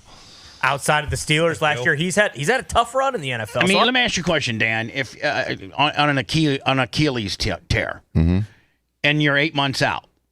Well, does it have anything to do with how hard you're, like, if you really, really are like, I think the Micah Parsons guy from the Packers, Lummy, has been like, I've been seeing videos of his training, and he really is taking this thing seriously, and he's busting his ass, and he's already doing drills and things like that. Dan, does it have a lot to do with your inner fortitude and how hard you rehab and how hard you train? It has to do with 3 things. First of all, it has to do with genetics. And, I've said this before, that NFL guys heal better than the guys that don't play in the NFL. And that's the reason a lot of college guys don't make it to the NFL. It's not speed as much as it is, overcoming injuries. Secondly, it depends on if he had a patellar tendon graft or if he had a cadaveric graft, because the patellar tendon graft usually does better, where they take a strip of bone and tendon from your kneecap and use that to repair your ACL. The problem with that operation, though, is that your kneecap's weak, and players have gone back too early, and it's not that their graft fails, but they pop their patella. They fracture their kneecap. And then the third thing, obviously, is the intensity of training. Now, Patrick Mahomes has been, I never liked him because I was never a big fan of his, just because I don't like Kansas City. But objectively, he's a stud. He's been a consummate professional. He's a hard worker, and I'm sure he's going to put as much effort into his rehab as any player. So I would hope he's able to come back. I hope he's injury-free. I hate seeing football players get hurt. But you don't know, Bubba. You just don't know until you tighten up that rubber band and see if it pops or not. I'm excited for Justin Fields. And maybe what's tougher to come back from, an Achilles tear or Achilles. an ACL? Achilles, because Achilles, when they fix the Achilles, they repair the tendon and they strap it and they bolt it, essentially the repair to the heel bone and your calcaneus, and it's tight. For those scoring home, the calcaneus. No, the calcaneus. Oh, I'm sorry. I was trying to be fancy. Does it make a difference that he had his ACL and LCL? The LCL is not that important, and the LCL is not as important as the MCL. The LCL is not as big of a deal. It's the medial collateral ligament's more important, but those do well. It's just that ACL repair has to hold, and that patellar graft, which is what they, like I said, usually use, you got to make sure that kneecap's healed, because when that big groove is in that kneecap and you go down on it, I've seen players do this. They come back from their knee's fine, but then they from the ACL, but then they fracture the patella and they're out for another. Is there ever a chance when you get an Achilles tear, major one, like what Mahomes went through? Well, Mahomes went through a knee injury. Oh, knee injury. Yeah, ACL, LCL. Okay, but Dan, is there? Is your Achilles ever going to be as if you rehab it correctly, if you had the right surgeon, the right genetics, the right whatever? Can it be as good as what your original OG one, or even better? Or is it never going to be as good as your original OG one that you tore? I don't think it'll ever be as good as the OG one that you tore. You also lose that little bit of flexibility in it. The only operation that seems to be better after you do it than you had beforehand is the Tommy John surgery. Really? Yeah. Once the guys get that, they seem to be stronger. It's almost like an improvement. Put him at running back. One half of the hammer down. Cowboys, AP Tone is here. Tone, obviously, once Steelers quarterback, Justin Fields won some games for the black and gold. We're incredibly proud of him. He's now a member of the Chiefs. Here is, I think this is from, Pat McAfee had a hell of a show yesterday. Let me, if he's, that information, obviously. And then he had Travis Kelce on talking about his new, is it a 2-year deal? Is it a 2-year deal he signed with the Chiefs? One that I know of. It's 112, right? 1 for $12 million. And they're saying that, I guess it's in there, there's kind of like a retirement, it's done. His farewell tour? Yes. So, they're saying it's a one and done. Yeah, it's a farewell deal. Shopping for tires used to make me want to blow. I had it already. Anyway, Ty J sent me a text on what his pension is. Is it nice? He was in for 7 years. Nice. 7 years and a few games, and you should see. And he told me how much. I don't think that I need to throw Ty J's financial business out there. No, but. Just logged into the show. Pension is doing quite nice for me. He gives me an amount, and I get that until I die. So he gets this every month until he dies. I'll show you guys privately. It's pretty damn good. Nice. It's real damn good. Ty J doesn't even have to be droning if he doesn't want to. He can just be sitting back, lifting weights, drinking Miller Lights. I'm kayaking. With Ian. Talk about Taylor for a second. Of course, always. I never want to do that, strictly because I want you to know that we respect the shit out of what you've done for football. We also appreciate the fact how you're representing football to the world, to a lot of people. So we love you for that. Never want to take advantage of the relationship you're in. But every time I talk about you guys, I think you've heard me say this, like two greats together is good for society. I feel like you two can motivate each other. Now, I know she's biggest star on earth, so I'm not saying that I think you are same as her. Yeah, right. We all understand the situation with Taylor. You do too. And he goes, it's like he's on meth. Oh, he's shot out. God, he's shot out. Yeah, exactly. You do as well, which is why I think you were the perfect person for her. But you watching her do her thing and continue to move and work, is that certainly helped you think through this process of Seth, let me ask you a question. How old's Taylor Swift? 34? Yeah, I think so. 34? Does it, and she's worth what? $1 billion? Close to $1 billion, right? $1 billion? Way more than that. Okay, so whatever. As he retires, do you think that she might? No. Never did. Singers never retire. Okay, I'm just saying. You don't age out of making music. No, I know you don't. Yeah. I know she'll never age out of it, but I know that she also, maybe she won't age out, but maybe she will she'll do less so that she can spend more time with, somebody that she, finally somebody she found that, is her soulmate. They'll probably get married in the next, year or so? They're supposed to get married this year, but he can go on tour with her. If he really, I don't know if she has to retire to get married. want to go. I'm getting older, buddy, doing that. Do you think that is kind of Without weighed a in? doubt. Yeah. Without a doubt. We share the same love for what we do. And we've had this, fortunately, we've had this desire since we were kids in our selective professions. And it's amazing to see her keep going to the table, keep finding new things to write about, keep finding, new melodies and things like that. And on top of that, still seeing her have that love and joy. She's got so many hits. She can sing she doesn't have to write another song. She can sing those same old songs from a wheelchair for the next 50 years. Well, plus, she's got Shake It Up. She owns her own catalog. Right. She's set forever. She doesn't have to write another note. No, top 4. Radio and places that play her stuff are never going to stop playing. No. She's always. It's like the Seinfeld. There'll be Seinfeld forever. There'll be Taylor Swift songs forever. Richard Marx once told me privately that he made $8 million a year from music royalties. $8 million a year from all of his number one hits. Plus, he wrote a bunch of. He owns the music rights and the publishing rights to like 3 or 4 number one country songs that he wrote and other people performed. But that's mailbox. That's music royalty mailbox money. So if Richard Marx, who is no slouch when it comes to having number one hits and being an artist, if his mailbox money is $8 million a year, what's Taylor Swift's mailbox money? 30, 40 million a year? Yeah, probably something like that, without even ever having to step out, to do anything else. But she will. She's too creative and too brilliant not to want to keep doing what she does. And she ain't lazy. Green Bay Packer fans are in full-blown meltdown as this team's new CEO teases the shocking change to the iconic Lambeau Field. Lambeau Field, the iconic home of the Green Bay Packers, may be forced to change its name if the team wants to compete with the rest of the NFL. Its CEO claimed the Packers are one of the very NFL's most storied franchises and still hold the record for the most wins in NFL history, but they have not won a Super Bowl since 2010 and have even made it to the NFC Championship game since 2020, which, by the way, that's where Tampa Bay threw that pass to that white guy. Remember, Lummy? Was it Miller? Scotty Miller. Scotty Miller. The Packers are still the only community-owned franchise in America's 4 biggest sports leagues. But that ownership model is starting to cause issues with the money-soaked NFL. Packers president and CEO Ed Policy admitted in a recent interview that in their pursuit of success, the team is having to find new sources of income or revenue.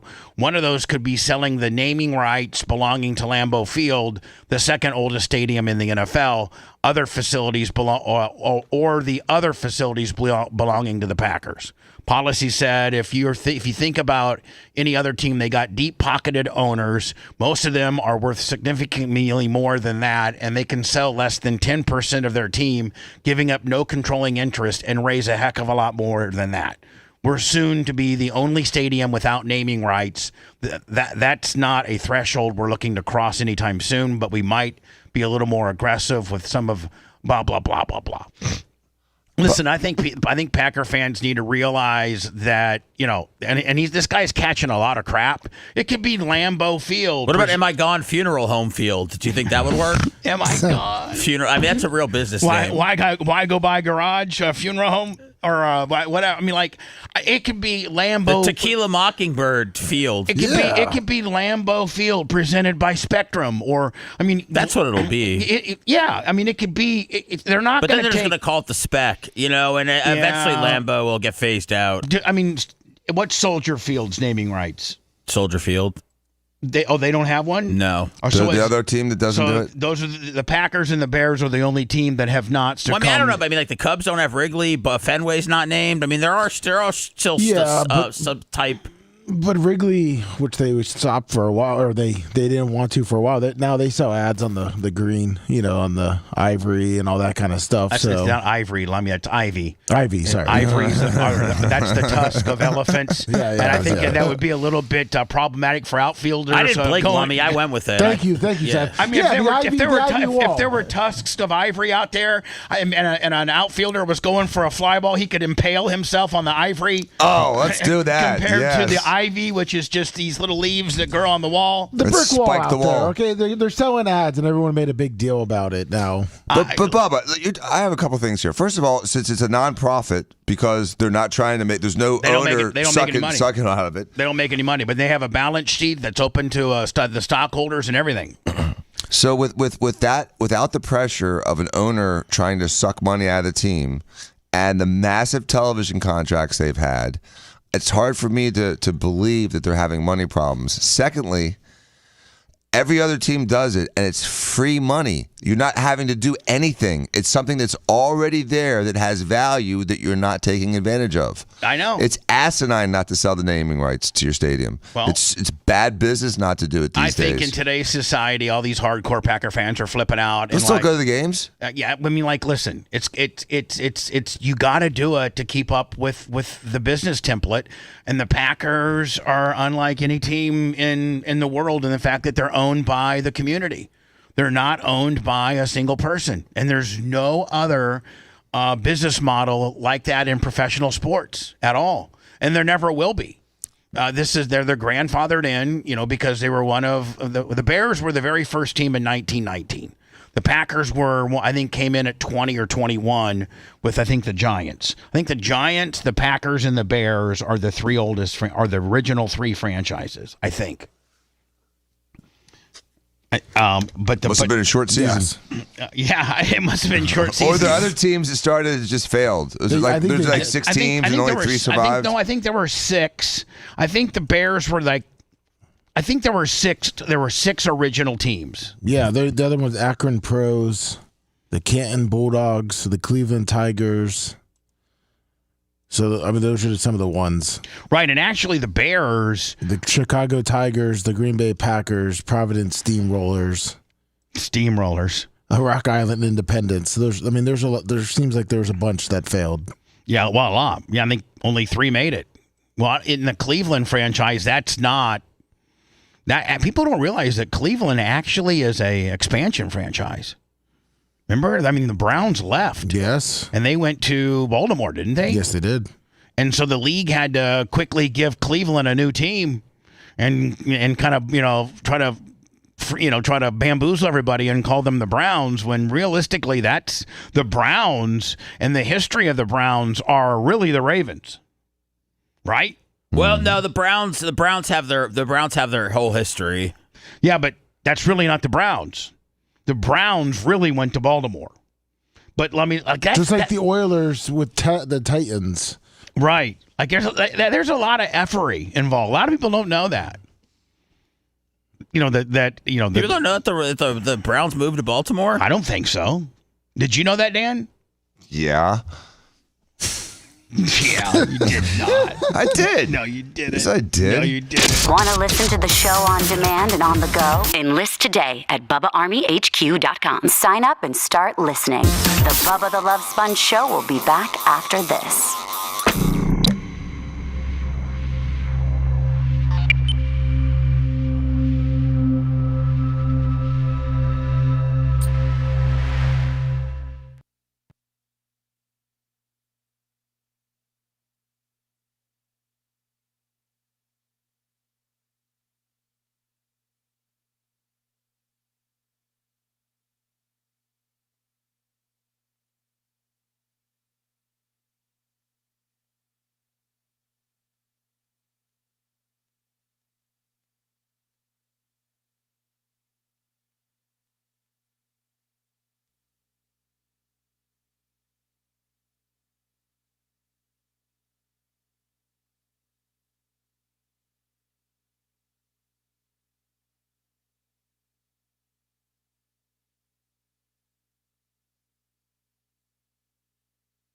Cold too, so I know. You got to turn it off. You got to turn it off. Yeah. Yeah, my hands starting to get a little cold. It made me drive faster in here.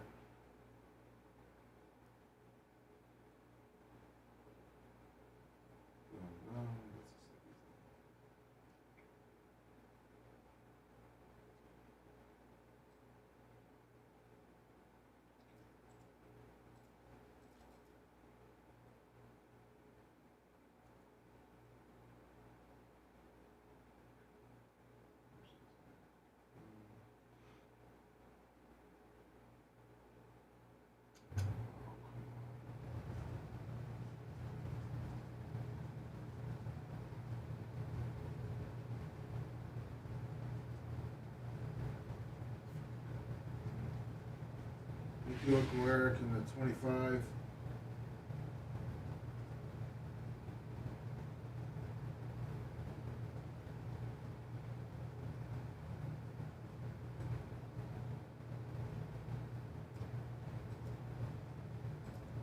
Ty J's pension. Well, I sent you I sent you Ty J's pension. No, thank you. I sent you a link. It's of this Arizona Democrat Senator. People are talking about it. It's kind of hitting it a little bit, but it's about transgender. They wanted to see your reaction on how she treated the woman that is trying to get men not to play in women's sports. Because this lady kind of attacks her.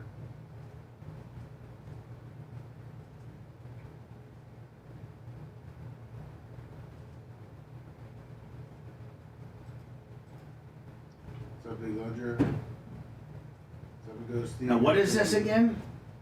People want to see what your reaction, because this is a Arizona Democrat senator.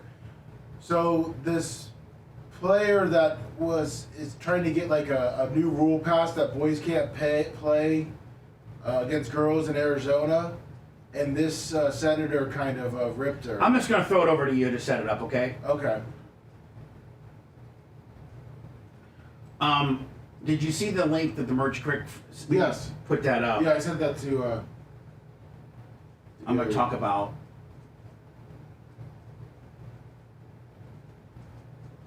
Because I think there's 6 pair of. I don't know if she put them up or not, though.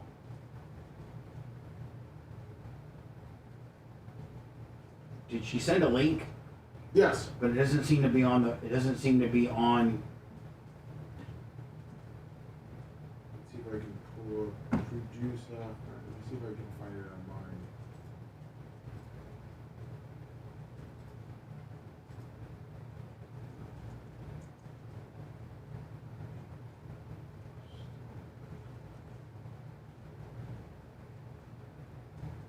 So, damn.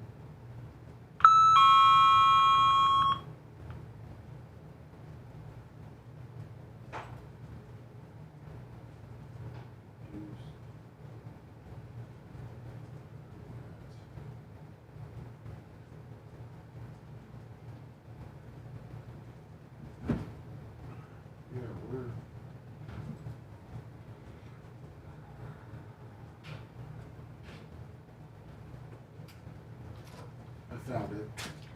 It's you have to scroll a little bit. Did you find it? Is it down here? I'm gonna send you the link.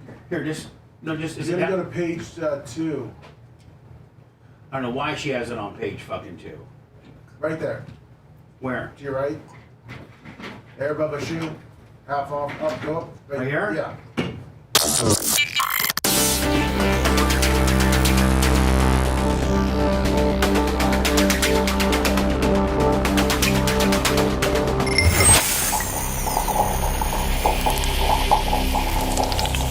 Bubba, the Love Sponge. Oh, come on! Come on, you stupid ass piece of... Bubba the Love Sponge lives because a dirty mind is a terrible thing to waste. The Bubba the Love Sponge Show. I don't mention it, but I sent what Ty J's monthly pension is, and that's pretty good. It's great. And Ty J said that when he dies, Jeannie gets half of that for the rest of her life, unless she remarries. But he said, "Oh, girl ain't remarrying. I got her trained. Trust me." How do you replace? How do you follow that? How do you replace the 86? Right. Please. Bubba Army merch, Bubba Army store, Bubba Army shop. As you know, is your one-stop shopping for anything Bubba Army officially related merch. Merch Crick said she had 6 pair of last year's shoes left. I think these are it right here, Lummy. Yes. Yes. And so I said, just blow them out for half price. There's only 6 pairs left. So I thought she was going to put that on the first page after the bundle section, but it's buried on the second page, and she said she's going to move it here soon, Lummy. But if you click on that, I mean, as you can see, there's a size 7 and a 11 and a half and 12. That's look like I don't know how many sevens. They may only have, maybe there's multiple. She told me there were 6 pair left. So the reduced half price sale. These are the Fat Man Dunk. Are these the 3s? The 3s. Yeah, Fat Man Dunk 3s. The new Fat Man Dunk 1s. I'm sorry. The new Fat Man Dunk 4. This Jesus merch. Yeah, you get it back to page 1. Ugh. There you go. This is the front page of Bubba Army merch, Bubba Army Store, BubbaArmyShop.com. And, of course, here's my latest, here's my 4th installment in my shoe series. I do a shoe per year. Dan's already put his order in. Seth's already put his order in. Lummy, unfortunately, can't have a pair because we only go to size 13. No caveman sizes. Yeah, Macho Man, did you want a pair? Yeah. Okay, you need to send me your shoe size. Now, Bubba, your other shoes have all kind of resembled other shoes. This is something I've never seen anything like this before. It's a beautiful, unique design. Thank you. It's a hybrid of a couple different shoes. But anyway, these are the Fat Man Dunk 4s, and you only have until April 15th to get your order in. They're $99.99, which is about $50 less than we usually charge because we got a pretty good deal on the manufacturing. There's the side of the shoe. The back of the shoe will have a 4, signifying this is the 4th installment of my shoe series. And then the tongue will have a Bubba Army tongue like that. Get them now because once they hit the secondary market, you're absolutely screwed with the prices that they're going to be paying. Right. I mean, let me, if you could probably go, if you, people may say that I'm no longer relevant and I'm not a very good radio personality, or even though I've been doing it for 40 years, but the people that say that, the same radio personalities that say that and are jealous of me, don't own their own content, do not do nearly the type of business we do digitally, are not self-supportive of their business. Who's saying these things about you? Lots of people. And they don't have their own shoes. And more importantly, I was just getting ready to say something. Seth set me up. Oh, about that they don't have their own infrastructure. They don't have their own. They don't own their own catalog. They don't have a resale on eBay. Yeah. Go to eBay. There's one. And type their names and see what type of stuff they got that people are selling for large amounts of money based on how big of a star or how precious their piece of merchandise is. Can you send me an example of eBay to me? Can you send, yes. What's, if you go to eBay and type in Bubba the Love Sponge, I know that there's, what are the Trump shoes selling for? Like $349. How much? $349. Look at that. $349. Wow. If you just type in, so I just type in Bubba the Love Sponge? Bitcoin? Bubba the Love Sponge. I'm sure everything from my TNA card. Here you go. Vintage. Who'd pay $186 for that? It's all autographed. That's well, okay. Bubba the Love Sponge and crew signed autograph. You know what? Those were never offered to the public. Somebody stole that. Really? I don't think I ever offered that to the public. That's an employee that stole that. Oh, nice. Where's my TNA card going for 16? No, that's not the card. That's that poster thing. Oh, that. Yeah, the one. So I got somebody that's making these things. I don't know why. I never offered any. These are all bootleg. Yeah, you haven't made it until you're getting bootlegged. That's right. Right, Lemmy? That's right. Exactly. There's 600 right there. Autographed rare, Bubba the Love Sponge, Fat Man Dunk, size 13. They have 0 ratings. Yeah. But it doesn't matter. Everybody deserves his first chance to sell on eBay. That's right. They're not running a scam. There's a lot. Look, there is a lot of different things. A lot. What's this? Your choice of, so maybe Bubba for Sheriff autograph bumper sticker for $49. Look at that. Wow. There you go. Oh, Big B. With the Big B. Yeah, thanks. I talked to Brooke yesterday, as a matter of fact. Oh, nice. Yeah. So anyway, go to Bubba Army Store, Bubba Army Merch, Bubba Army Shop, and the slides and the Bubba Army Fat Man Dunk 4s are only available till April 15th.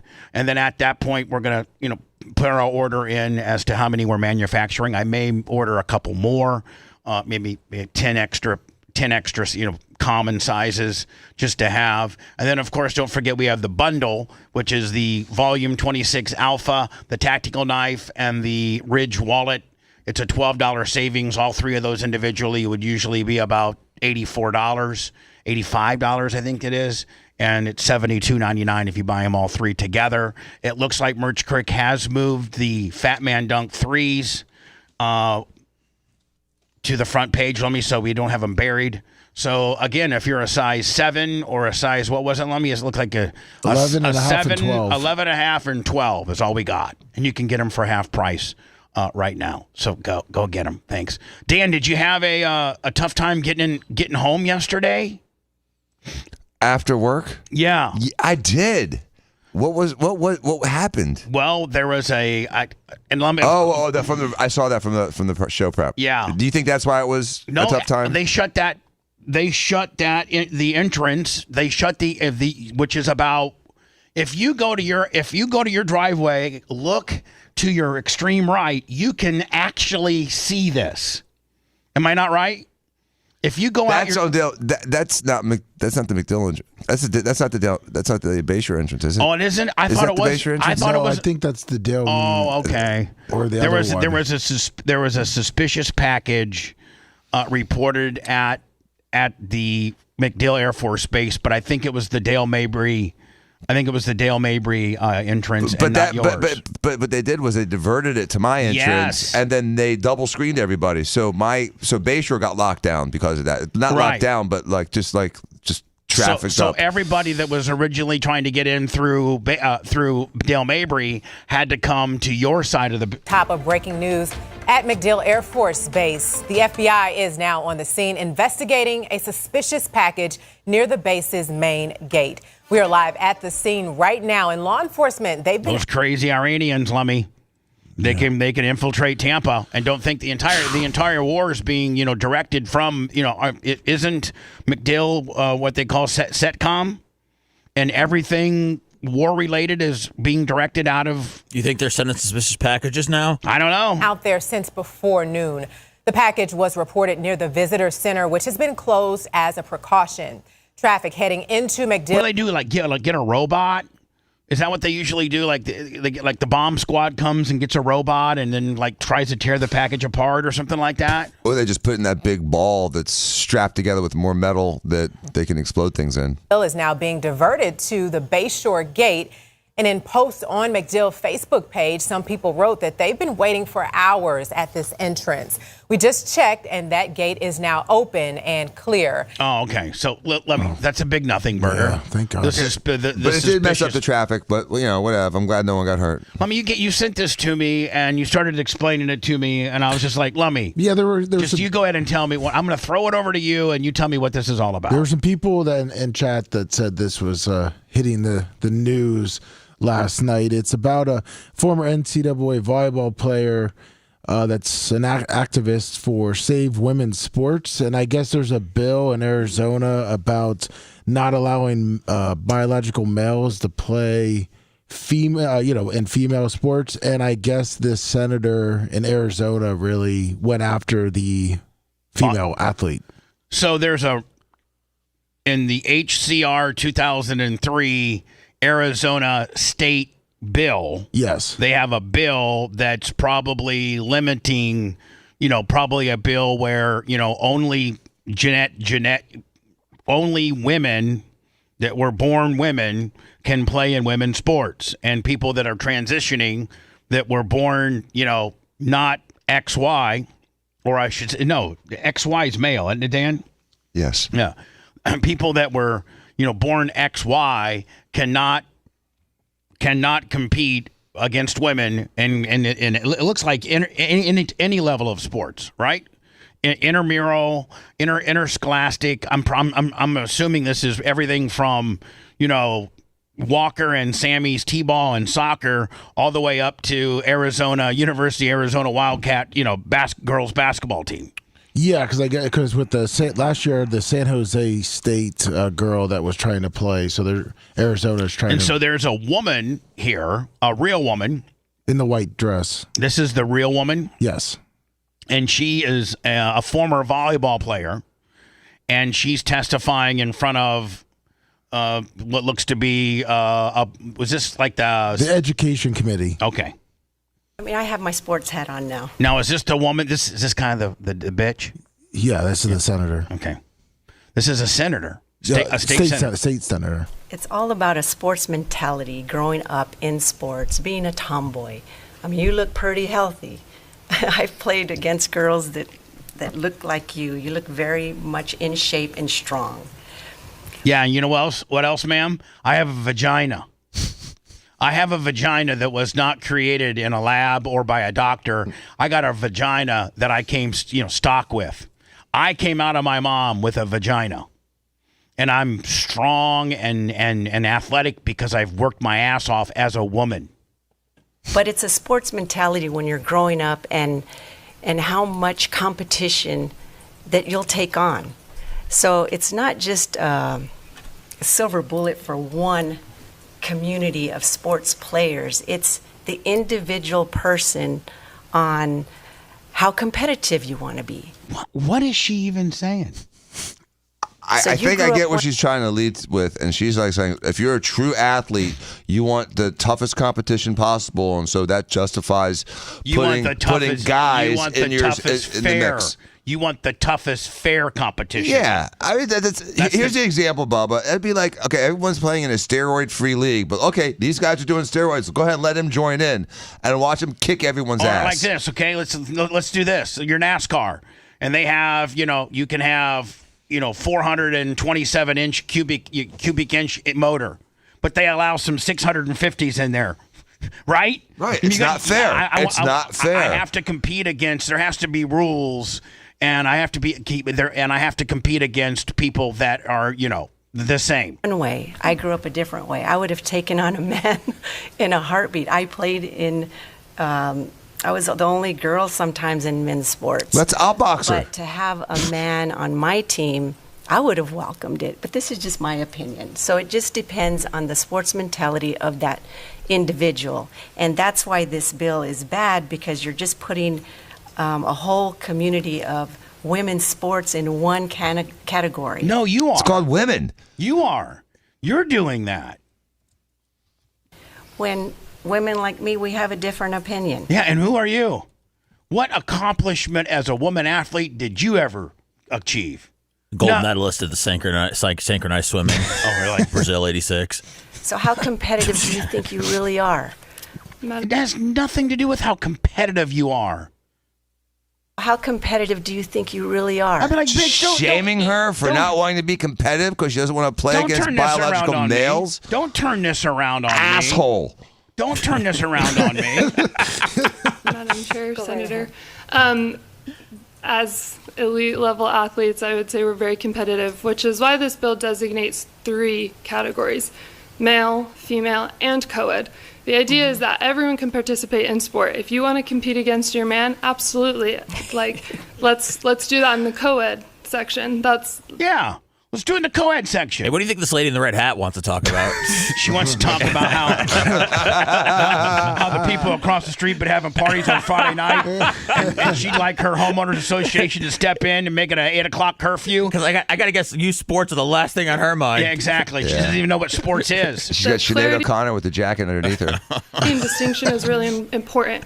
Because when men are allowed access into women's sports and spaces, it's not women's sports and spaces anymore. And as the passage of Title IX was so important, there is a necessity to protect women's spaces. Amen. Yep.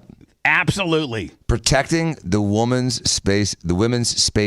That's so eloquently succinct. You're right. Like, that's so well said. That's their space, dude. You don't put penises in a girl's locker room. Period. It's not to say that people are banned from sports. That's not the situation at all. If that's the level of competition you want to have for yourself, amazing. Go try it in the co-ed section. And by the way, this former athlete's very eloquent. But again, this is about protecting the women's category in women's sports. Thanks for your opinion. Thank you very much. Yeah, thanks for your stupidity.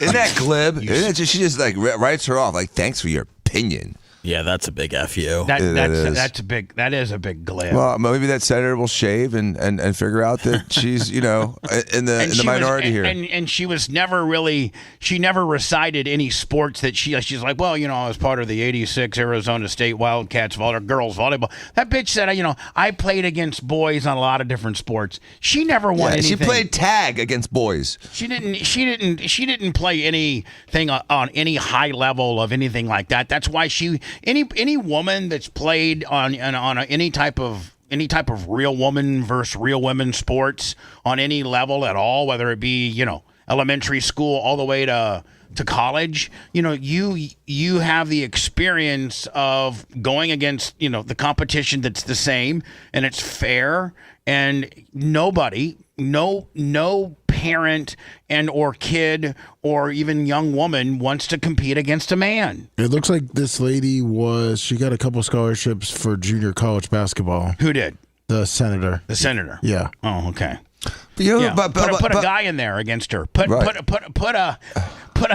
a equally matched guy against her, stealing that ball every time she brings it up the court, and get back to me. When they shut her down and she can't score nothing. You know what? She probably doesn't even make the team. Well, she didn't even play in college, so she just got scholarships, she said. A Utah woman. Can we go back to that, though, Bubba? Yeah. Two people that I think have a really true, valid, from a standpoint of being an athlete in this era, there's two people's opinions I think that really, really, really matter, and they were both vilified. Billie Jean King, totally against this idea, and Jenner. Yeah, those are two Bruce people. /Caitlyn Jenner. Those people have so much standing, yes, and are absolutely the two biggest experts in the world with regards to this particular topic. Yes, and both are saying it's ridiculous. It's not fair. We need to protect the women so they can play with women and have competition. Really, the biggest. I mean, the two biggest experts in the world, breaking barriers too. Not just being athletes, but breaking barriers, breaking stereotypes. And Billie Jean King did Bobby Riggs. She beat Bobby Riggs, didn't she? I know they sold out the Houston Astrodome or the Superdome or whatever, and when it was that was the very first. That's not where this started, but it was a real big Billie Jean King versus. Was it Bobby Riggs? Yes. And Bobby Riggs was this male professional tennis player, but not really a top tier guy. No, not a top tier guy. He was like a semi-pro guy. No, he was like 50th to 100th ranked. Yeah, it was 29-year-old Billie Jean King faces 55-year-old Bobby Riggs. Yeah, 55. And Bobby Riggs was never like a John McEnroe or a Bjorn Borg or like anything or anybody that was ever a top 10 guy. And he was just a male. And 55 years old, Billie Jean King was 29. And I think, Dan, she was a Wimbledon. Like, she was a top of the line. Number one. She was the top of the game. She was the number one at one time, Billie Jean King. I don't know how long or how many years or how often. But she was the number one rated female tennis player in the world for quite a bit of time, and had won Wimbledon and the U.S. Open and the Australian Open, and was very highly decorated. And was this 1970? 1973. 1973. Can you send it to me, Lummy? Yes, I will. And didn't they sell out I think the Houston Superdome? The Astrodome, yeah. The Astrodome, like 80,000 people, I think, something like that. And it was the very first time that a man and a woman and the build up to it and the whole 9 yards. Let me know when you send it. I sent it. Okay. And didn't Billie Jean King win that? Yeah, she won.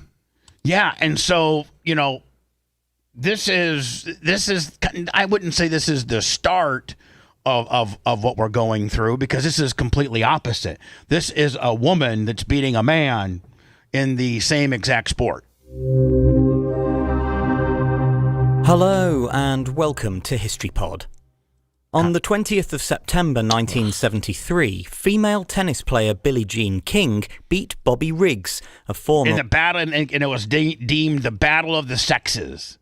This is what they called it, the Battle of the Sexes. World number. Dan, you remember this, don't you? I do, but is this kind of like when, like Michael Johnson raced the lion?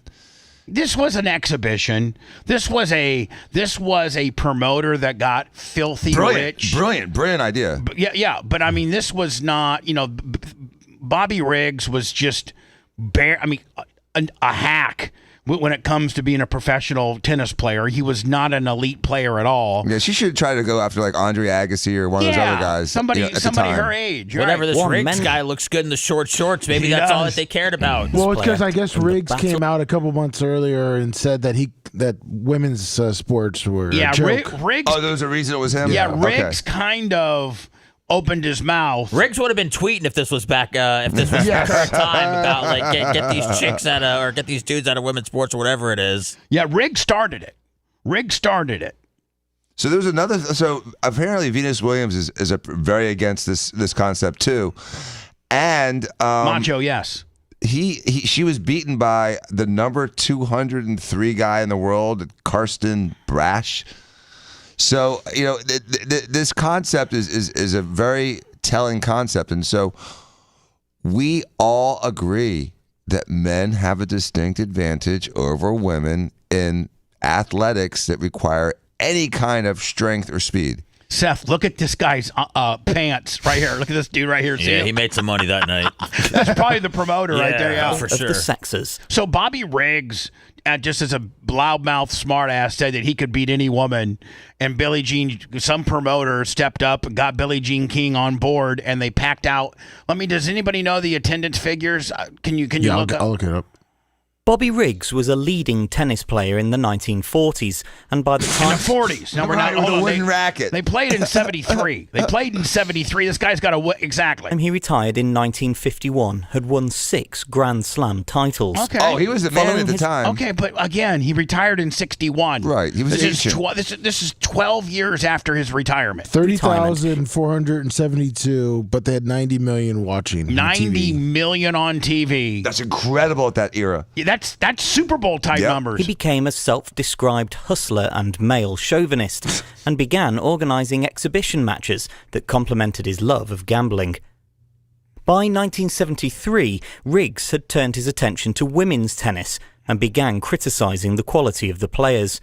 With media attention growing, he claimed that at age 55, he could still beat any female player and actively began... Hey, Lummy, can you research the paydays that Billie Jean King or Bobby Riggs made? It sounded like Bobby Riggs might have been the promoter on this deal. I bet you he made millions. King opponents. Margaret Court, who was the best female player in the world at the time, accepted the challenge and played on Mother's Day 1973. Having easily defeated her 6-2, 6-1 by keeping her off guard with a combination of drop shots and lobs. Oh, he won that one. She was number 1 in the world. Riggs sought another female opponent and focused his attention on Billie Jean King. King had previously rebuffed Riggs's challenges, but following Court's defeat, she agreed to play him in a televised match that drew an estimated worldwide audience of 90 million people. And, Lummy, that was $100,000 to the winner. That was a lot of money. That was a lot of money back then. That's huge. Back then. Known as the Battle of the Sexes. Tickets, 6, 10, 15, and Seth, if you want to be courtside, baby, $20. Dang. That would deliver $100,000 to the victor. Logan Paul would be jealous. The spectacle was Look at this. Enforced when King and Riggs entered the Houston Astrodome on a Cleopatra-style litter carried by topless men and a rich... Lummy, do you got the payday? It says 100,000. That's what Billie Jean King got. Pulled the production, by though, what female did that models, make? respectively. Early in the match, Riggs broke King's serve, something that she later said made her realise that she had to win the match in order to preserve the image of women's tennis. She went on to win in straight sets, 6-4, 6-3, 6-3. Yeah, I'd be pulling for her a little bit, you know what I'm saying? And brought significant attention not only to the sport of women's tennis, but also to sexual equality in general. I bet you Riggs made 10, 15 million bucks on that. If it says an undisclosed amount puts it anywhere between 20 and 25 million. Exactly. Wow. 20 and 25 million. 25 million back in 1973. Like 75 now. Yeah, exactly. When we return, Lamy, this woman, she poisoned her husband with fentanyl. Oh. But she says she also published a children's book about how to grieve when you've lost a loved one. A jury found her guilty yesterday. We'll get into that next. If you liked that segment, then you'll definitely like the new redesigned BubbaArmyHQ.com. We'll be back to the Bubba the Love Sponge show after this.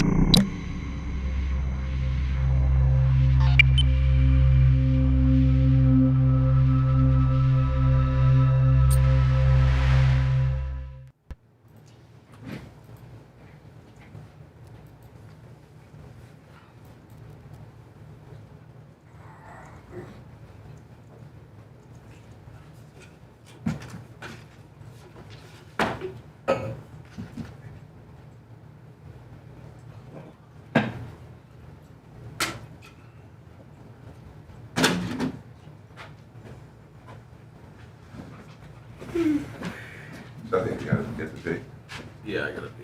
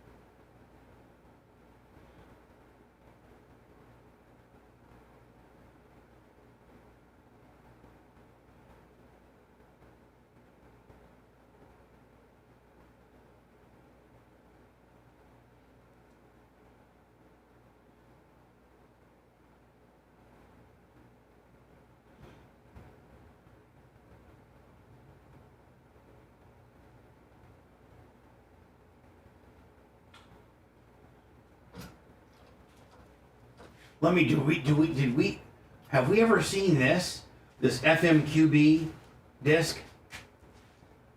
No. And it's got Cowhead and Hamel. Oh shit. And then it's got 1, 3, 5. It's. I've never seen that. Yeah.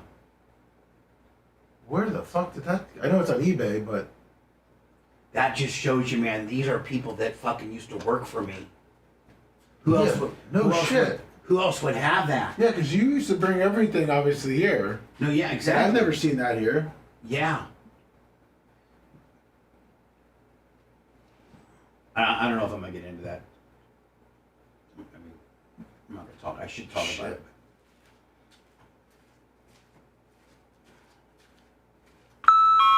Just goes to show you these motherfuckers just robbed me blind. Oh yeah, just take all the merch, take everything in the back.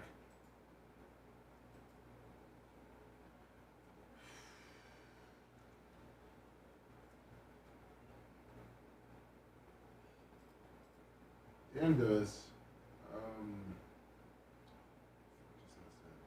3311.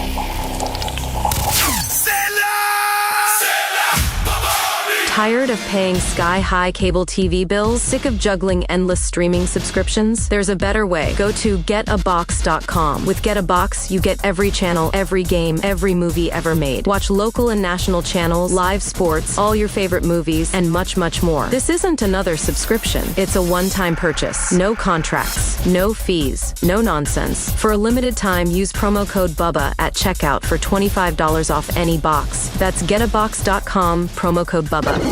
Well, explain yourselves. Just like a six-pack of cheap Yiddish beer. That surprised me. You look like a typical low-life character to me. The Bubba the Love Sponge Show.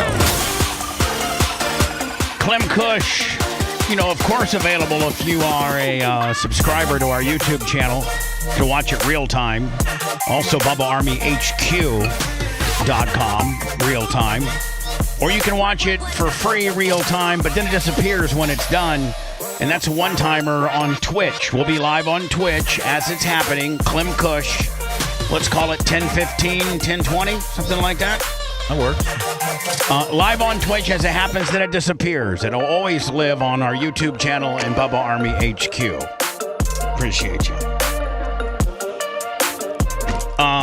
Breaking news, Corey Richens, a Utah woman accused of fatally poisoning her husband with fentanyl. Dan, how do you get fentanyl? I guess you can probably buy it on the streets, right? I mean, it's an illicit drug that people abuse, right? Like Percocets and, oxycodone, all that. I mean, I'm assuming that you can get fentanyl on the streets too? Sometimes accidentally and sometimes purposefully.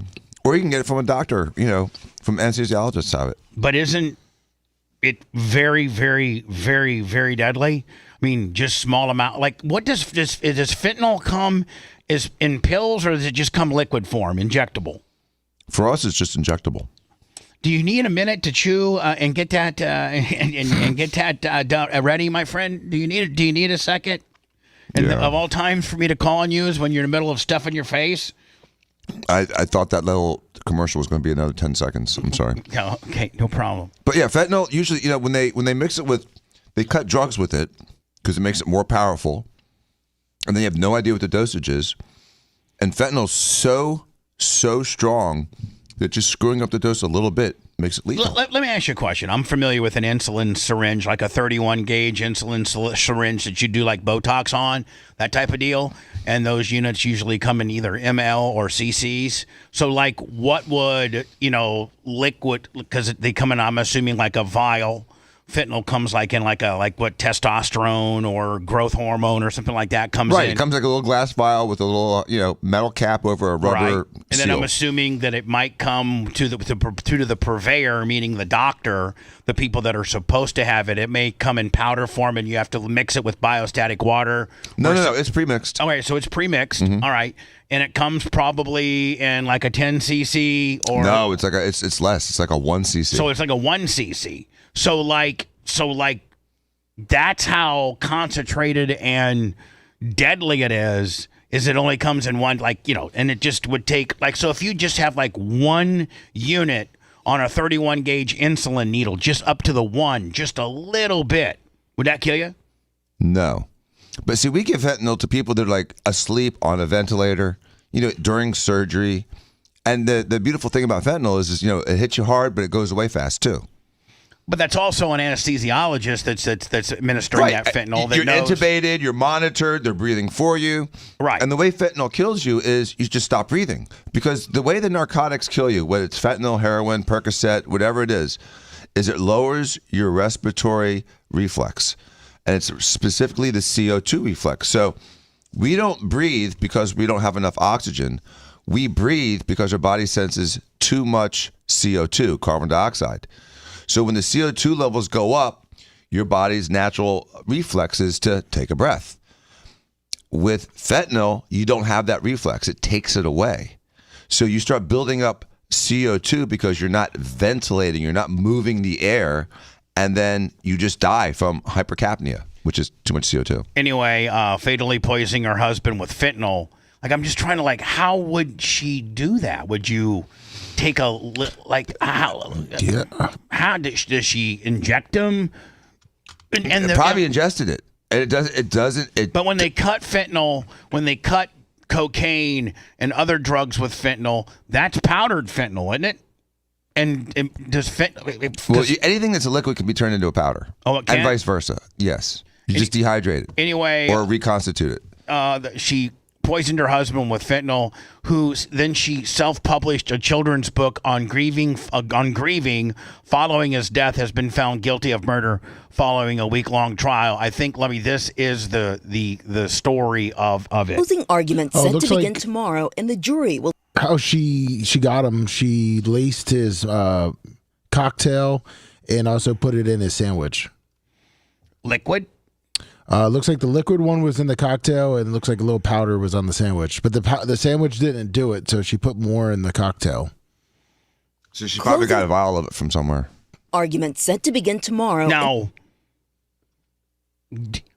orally eating liquid, meaning or drinking the liquid form of fentanyl, isn't that made to be administered intermuscular or intravenously, and you'll still absorb it. But you still absorb it? Yeah. Okay. The jury will soon decide the fate of the Utah mother and grief author accused of murdering her husband. Prosecutors playing the mother and grief author. So there's be a couple ways to absorb it. You can ingest it. You can inject it into a muscle or subcutaneously or into an artery or vein. You could, when you eat it, it's absorbed in the GI system. You could even put it in someone's butt and have it like a suppository be absorbed very rapidly. That would also kill you. No, and then another way would be if you mix it with DMSO and rubbed it on the skin, it would be absorbed in the skin and could kill you. It looks like she tried to get it in his sandwich. He started to black out. He started to get hives, but he survived it. And then the next day, she dumped a ton in his cocktail. So I wonder where she was getting it. This video clip for jurors showing Corey Richens, along with several friends and children, laughing during a celebration of life party for her husband Eric on March 5th, 2022.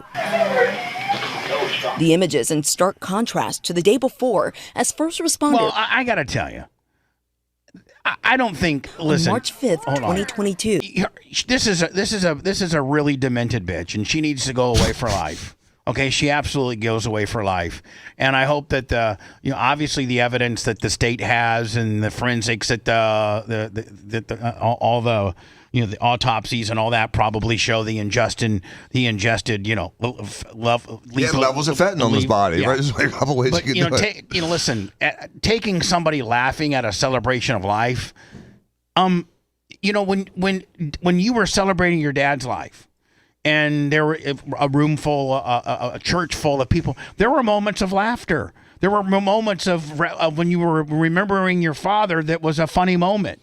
So prior to the eulogy that I did, there was 2 hours of people coming up, paying respects, and telling me stories about Dad. Yeah, and 20% of them were funny. So listen, I mean, they're like, I remember when your dad did this and he did this, and they tell a funny anecdote, and it didn't mean disrespect. It was a pleasant memory. Using some clipped out of context video of her laughing at the celebration of life deal. Maybe somebody told a funny joke about her husband that wasn't disrespectful, and everybody was laughing. Like, I think this is like out of bounds. Like, this is so out of context that, it's saying that people can't laugh at a person. When we did my stepfather's celebration of life, probably half of it was funny stories that we remembered our loved one by. So having somebody laugh at a celebration of life, now granted, she's the one that killed him, but it didn't mean necessarily that they're being disrespectful. The images in stark contrast to the day before as first responders tried to resuscitate Eric inside their family home. The body camera video showing Corey sobbing. Prosecutors say those tears were all an act, alleging the 35-year-old mother of 3 was having an affair, deep in debt, and poisoned her husband's cocktail with a lethal dose of fentanyl so that she can inherit his... Hold on here. Let me get this back here. Whew. Dan, that shows you... I guess I didn't... Not necessarily hers. I mean, that's enough fentanyl to kill a whole football team, a whole city. that would kill all of Tampa. Yeah, that's a ton, I mean, dude. That looks like a kilo of fentanyl. Yeah, each one is a kilo. That's 2 kilos of fentanyl. That's 2 kilos of fentanyl that could probably kill all of Florida. Right. I'm just telling you. No, so that she can inherit his estate and life insurance. The evidence will prove that Corey Richins murdered Eric for his money and to get a fresh start at life. They also allege that 2 weeks earlier, she gave him a sandwich laced with fentanyl on Valentine's Day in a failed attempt to kill. In 2023, Richins published this children's book on grief called Are You With Me? Now, is that supposedly her husband up there with the wings, the angels? Oh, God, yeah. To help their sons with their loss, even promoting it on TV. My husband passed away unexpectedly last year. Corey has always maintained... Oh, this is a demented bitch right here. Oh, man, that's crazy. But wait a second, though. Here's my question. Because she thought how do you got... pass it off? As like a natural cause? I mean, they're going to do toxicology when someone dies unexpectedly. They're going to find fentanyl. What's the cover story? How do you get out of it? It's just such a stupid way to do it. And how long did it take? Like, it looks like... it's minutes. Well, no. What I'm saying is like, okay, from the time that he died... before they figured it out? To the time that they did the autopsy and toxology and did an investigation on her and questioned her. And, of course, she lawyered up, and it wasn't probably, it wasn't just a bam, bam, bam deal, like... But you would think that they would know it was her like the first day. But she had enough time to roll around, write and publish a kid's book about grieving their dead father and go on television stations and promote it. Yet on TV. My husband passed away unexpectedly last year. Corey has always maintained her innocence. Her defense attorneys arguing there's no evidence that she was the one to poison him. Well, then who did? She was arrested a year late, so in 2023. Took a year? Yeah, it took a year. She would have been better off taking pictures of the Grand Canyon. I mean, it's just so obviously going to lead to her. That's a powerful argument for the defense. Well, and here's the thing, where did she get it? She's not a nurse. I don't think she is she? What's her profession? Was she a stay-at-home mom? I don't know. But a murderer? Well, no, but what I'm saying is one of the questions as the state process, where did you get it? Maybe I guess if she said I didn't do it, she's going to say I didn't get it from anybody because I didn't do it. Right? Mm-hmm. Yeah, I don't know why. Somebody said, why didn't they do, or are they going to do a toxicology on Hogan?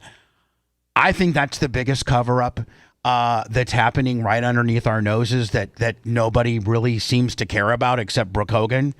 And it seems like, a lot of people that loved Hogan and might have been related to him do not want that to happen. I mean, why? Doesn't it seem odd that the most famous person probably in the history of Clearwater, can anybody think of anybody more famous? And if you fragment it right on down to Clearwater, the most famous person probably ever to live or reside in Clearwater, Florida, was Terry Bollea. Tom Cruise. I don't think he makes that his full-time residency. Megan Fox.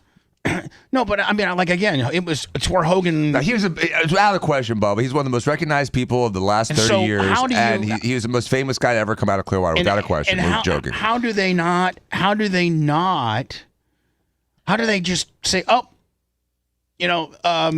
It's nonsensical, Bubba. It doesn't make sense, and it has to be just like. Listen, when we've all experienced this, and then it comes back, and like we were always right. When it smells like everyone's like, it's a conspiracy. When it doesn't pass the sniff test, there's something going on. And it turns out every time we've said that about everything for the last 40 years, we've been right. From JFK to 9/11 to COVID, all this effery. And something's wrong. And Bubba, all the stuff with you. You're like, I believe it was this, and this. You're like, oh no, that's just because you were right. I don't understand. And so there's something dirty going on here with Hogan's death. I 100% believe that. I think that they are, instead of being open, they're trying to hide cards. And this is one of those situations where it should be much more open. So the Epstein death, weird, doesn't make sense. Did they do an autopsy on him? Yeah, they did. Yeah, they say he broke his hyoid bone. You can't put fentanyl in her hands to show that she supposedly did this. So the prosecution... You can't find... Where'd she get it? Right. Supposedly she got it from her housekeeper, and her housekeeper bought it off a guy that said he sold her Oxycontin. All right, so hold on. Did her housekeeper testify on behalf of the state? Yeah, it looks like she did, and she said that she went and bought Oxycontin from this guy. And then did they get the drug dealer? Yeah, they got the drug dealer. Drug dealer said that it was not laced with fentanyl. It was just Oxycontin? That's what he said. So it was just that was enough? Has the burden of proving the case beyond a reasonable doubt. And that means that all the defense has to do is try and provide some reasonable... So did they... Oh, yeah, they did. They found her guilty yesterday. So they did find... So this was Monday of them contemplating what the jury was going to do, and then the jury came back, I think, late yesterday with guilty. Doubt. She's pretty. pretty. She was responsible. What's that? The woman's pretty. For it. And if convicted, Richins could face life in prison without the possibility of parole, Gio. That is an unbelievable story. Bizarre story. Oh, it my is, and gosh. disturbing. No, hold on now. It says if convicted. Are they not... Did the video not sync up with the story, meaning the story's newer than the video? Uncle Eric, $25. Yes, they found her guilty. And so now what were they got? Oh, so her sentencing is scheduled for May 13th. And Corey Richins looked down and remained still while the judge read out each guilty verdict. Her sentencing has been scheduled for May 13th.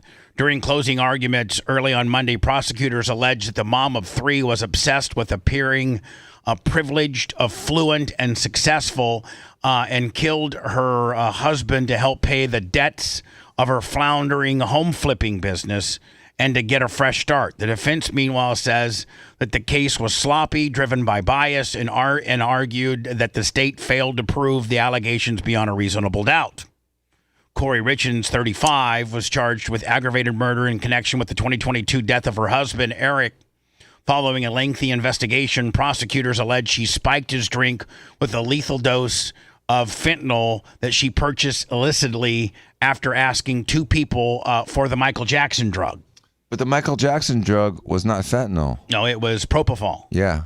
That just shows you how stupid she was. No wonder her house flipping business. She's really stupid just because it's not even the fact of like, are they going to find out that she killed? Like, this was her plan. Like, I'm going to kill him and get all of the money. And that was it. I feel like that's as far as her thought process took her. Which makes her stupid.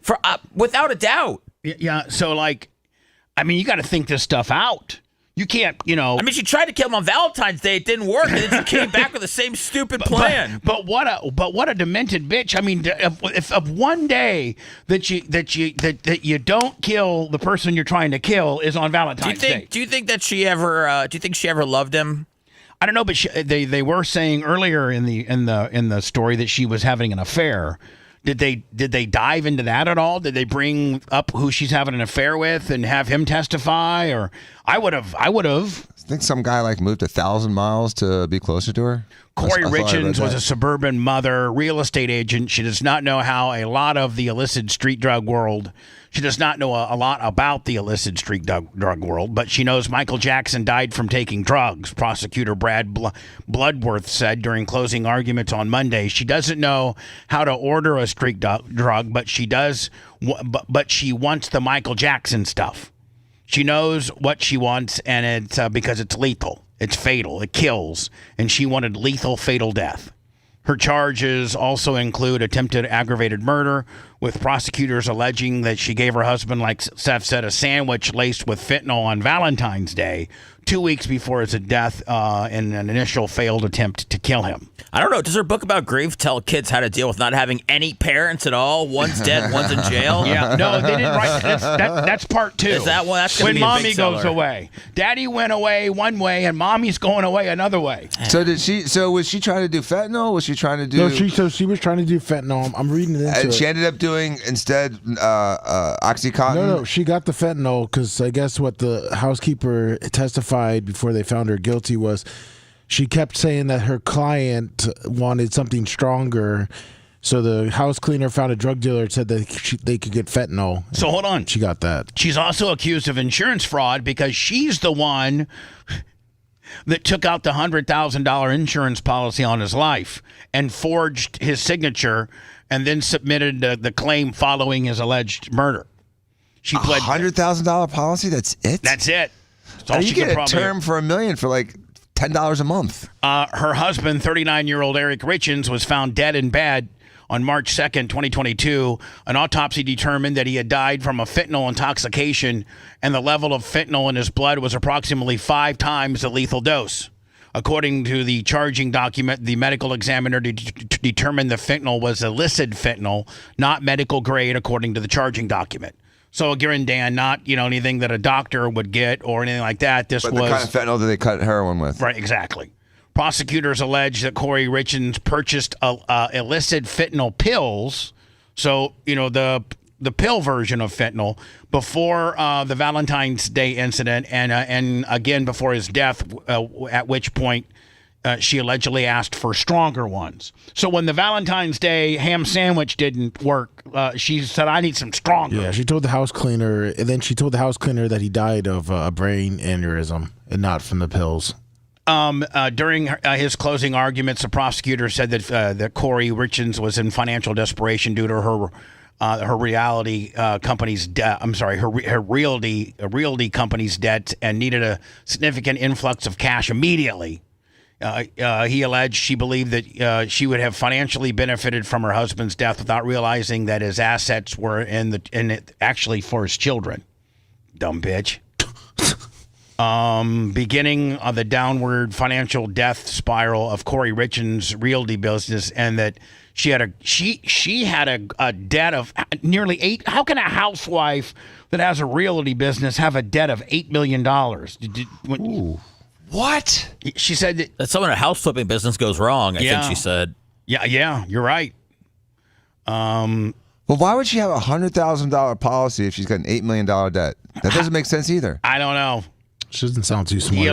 He alleged Corey Richens intended to cause her husband's death as early as December of 2021 when she booked a vacation with her boyfriend in April of 2022. Corey Richens did not book that trip thinking Eric would be alive in April. She booked it knowing that he would not.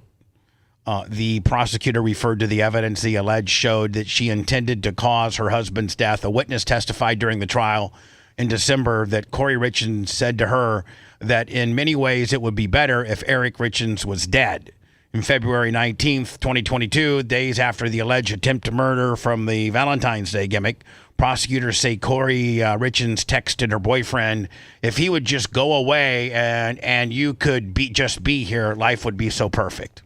Hey, you people need to realize that these texts that you send to your significant other that you're cheating on, there's a way for the prosecution to get that. Bubba, how pissed would you be if, like, Merch Crick said, I just want to start like a little boutique or some kind of side business, and she racked up $8 million in debt? No, she's not starting no business. Her business is the Bubba business. That's You can't even entertain your hypothetical scenario, Dan. Yeah, You can't dance. No, Okay. no way. Seth, how pissed would you be if Phoebe had a side business and she racked up $8 million in debt? And then she had to kill you in order to dig out her side business. I got to be honest, Dan. I'm wiping her off the map at 100,000 dead. I mean, I'm not letting it even get up that high. I wouldn't 100. Even, hell, you wouldn't let it get to 10. I probably wouldn't know until it was 100, and then boom, you're dead. Heads off. Listen to how the she cartel. Let me. Is the 911 call available? Because it said if you listen instead of whatever. Anyway, it goes on and on and on and on and on. Yeah, I can send you the 911 call.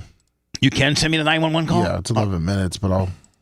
Yeah, send it to me. How long? 11 minutes. Oh yeah. Let me do some words, Lummy. Okay. And we'll play that on the backside. Okay. If you want a deep dive into the Bubba the Love Sponge show from the past, go to BubbaArmyHQ.com. We'll be back after these words.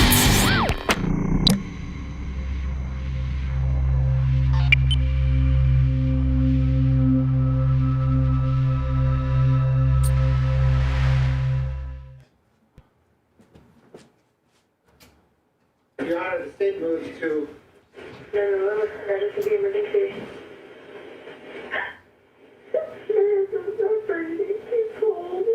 Okay, what's the address? 282. States Exhibit 2.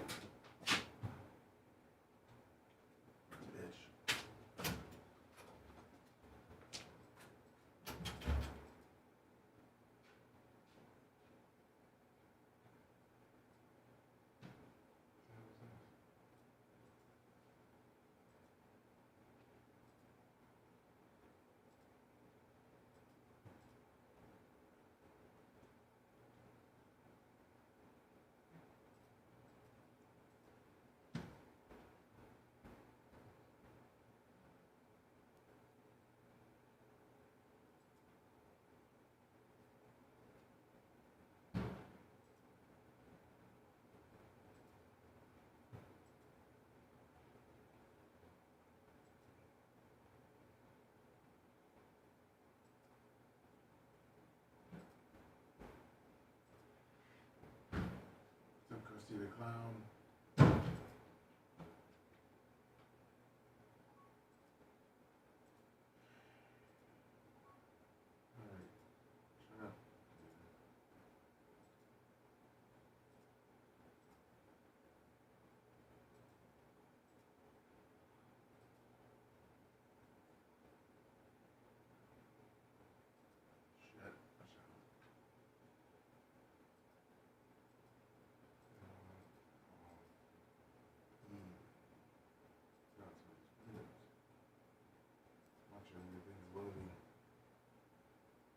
Bubba's husky jeans.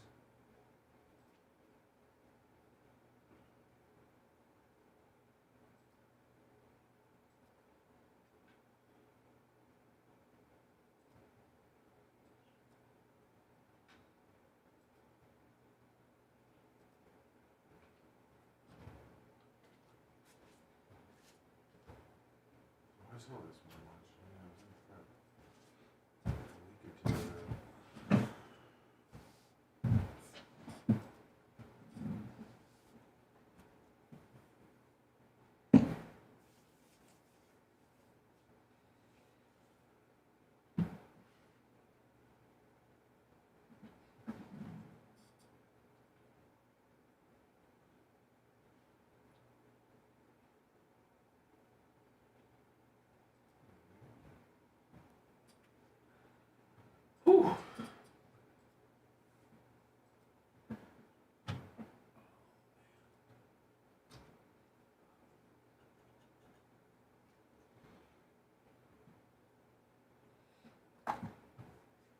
What's up, everybody?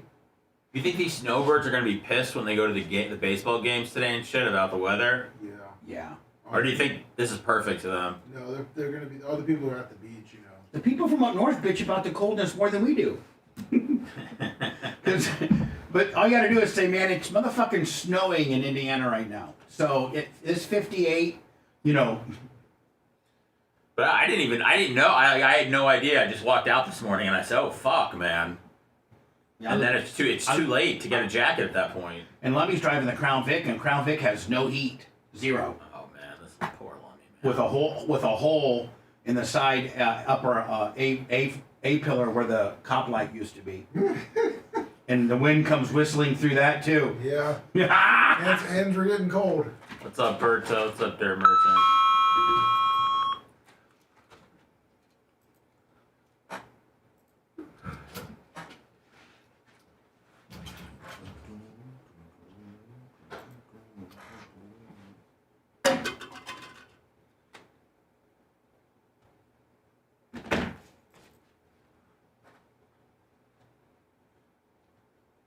Nice promo code, Lummy. I don't think I'm gonna need that one. 7 inches of snow yesterday. Ouch. Who did? Funky Base said they got 7 inches of snow yesterday. In Warsaw, there was like tornadoes on Saturday and Sunday, and then it snowed on Monday. Jeez. Fuck that.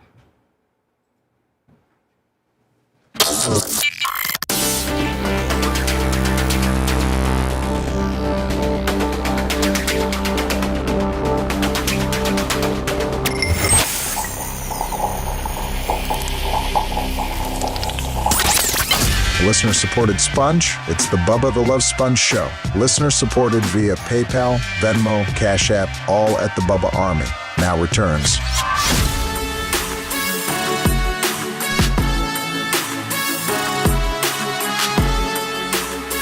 This girl, doesn't she kind of have the Corey Richins murderer, the woman that poisoned her husband in order to bail out her failing house flipping business of $8 million? She had a boyfriend as well. This is let me in Utah. I think is it Utah? I think it was. Yeah. Yes. Yeah. She kind of has a Casey Anthony look about her a little bit, doesn't she? Completely agree. Kind of a little Casey Anthony-ish, if you will. This is the 911 call. Your Honor, the state moves to admit and publish state's exhibit. By the way, she was found guilty on all charges yesterday, and she'll be sentenced in May. 2-40D, the 911 call. And so as we play the 911 call, you have to know this. Because, Dan, she now she's not innocent till proven guilty. She has been found guilty. Now, there's the appellate and all that kind of deal. But as of right now, she's been found guilty beyond a reasonable doubt by a jury of her peers.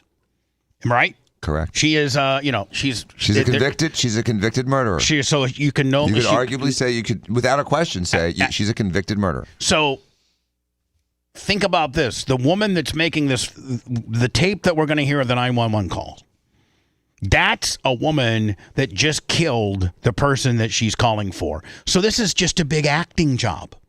Again, until she was found, I could have speculated that it was a big acting job, but the second that the jury found her guilty, now she's presumed guilty. Now I'm sure she'll exhaust various appellate, appeals and things like that. But as of right now, she's a convicted killer. She killed her husband. So all this nonsense that you hear on 911 is all fake. All crocodile tears. She did it. Any objection, counsel? No objection. Okay. Here she is over here. Scott, let's give this a try. 911, what's the address of the emergency? My husband's not breathing. He's cold. Okay, what's the address? 282 Willow Court. 282 Willow Court? Okay, what's the good phone number? Do you got to psych yourself up to be this sad when you're faking it? I have no idea what's in her mind right now. It depends how good of an actress you are. In case we get disconnected. 435 71. Well, you know why they didn't redact that? Because that phone number is no longer going to be available. Exactly. that phone number's turned off. Call that number. You know what, Lummy? Let's just call it just to see. Let's just see.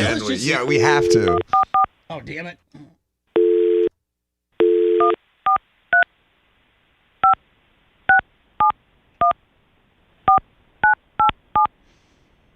I doubt that it's still connected. Oh. Corey. Hello. Please press 5 to connect your call. Nobody is available to take your call at the moment. Please try again later. In prison. Yeah. The person that has his phone is in jail. 987. Okay, it's going to be in Francis. Okay, tell me exactly what happened. I don't know. I just came in. I was sleeping with my kids. Okay, I can't understand you. I need you to take a deep breath. What's going on? I don't know. I was sleeping in with my kids. I just came in the bed, in our bed, and I turned over, and he's just cold. He's just cold. Who's cold? My husband. I turned the light on. And he's not breathing? I hope not. I mean, no. He's not breathing? I need you to confirm it for me. Is he not breathing? No. Okay, can you do CPR? No. No. You don't know. I'm going to tell you how. Which, by the way, it's an absolute, and I hope I don't offend anybody by saying this, but you know what? If you're an adult and you have a child, yeah, she had a couple kids, and she had a couple kids, but even if you don't have a child, it's really responsible to know CPR. For inferior, I mean, like if you're with your parents or you're with, like, it just as an adult, as a responsible driving around, living in today's society adult, it's a shame if you don't know CPR. It really is, and I think they taught us in school. Yeah, they teach everybody, Bubba. She knew CPR. She just chose not to do CPR because God forbid you would actually revive them. I mean, even if you don't, Dan, I don't think... I can summarize CPR in less than 30 seconds. Okay, but let me ask you a question before you summarize it. Let's say that you don't really know CPR well, but as a kid, you took some course back like in 5th or 6th grade, and you kind of got the legits of it where, okay, so I get on top of the body, and I start doing chest compressions, and I know that, Dan, you're going to further, give me better instructions by saying, you sing Staying Alive, or, that's the rhythm. But what I'm saying is, let's say that you're not that responsible, but you at least have to have some type of small inkling that you get on top of the body, you get towards the chest, the middle of the sternum, chest, the breastbone. Yeah, just called middle of the chest, and you start pumping feverishly. If you do that, that's better than nothing, ain't it? 100% of the time, yes, sir. I mean, like what I'm trying to say, there's no way. There's the airway, breathe. Make sure there's nothing, clogging the mouth. Make sure there's nothing, obstructing the airway. Lean the head back. That kind of stuff. But it's all about moving the blood, and you got to push deep. You got to push hard. If a rib or two cracks, who cares? Keep that kid alive. But even if you don't know it, you do it fast. As an adult, you have to have some type of inkling that you get on top of the body and you start pushing hard and fast on the chest. If you just do that, that's better than just laying there saying, I'm not doing nothing. Yep. And if it's an animal, you do it from the side. So are you willing to do CPR? Yeah. Okay. If there's a defibrillator available, send someone to get it now and tell me when you have it. What? You have one available? Okay. Well, who has a defibrillator? I'm sending the person. Yeah, you're right. We have an AED machine and Narcan. So Seth, just in case when if you get to partying a little bit, I can probably bring you back, bud. Thank God. Just to let you know, I got Narcan and an AED machine. So what? Just run. What other DJs have those? None. Am I rolling around one in the Crown Vic? What's that? Do I have one in the Crown Vic? No. Okay. You got some tools in the back. So spare tire. Seth, who would you want to wake up to doing mouth to mouth with you? Are you talking about like just Me, in, or you? In life, or just No, with the four of us? with his fellow employees? It would be Dan. I mean, if you were around and somebody else.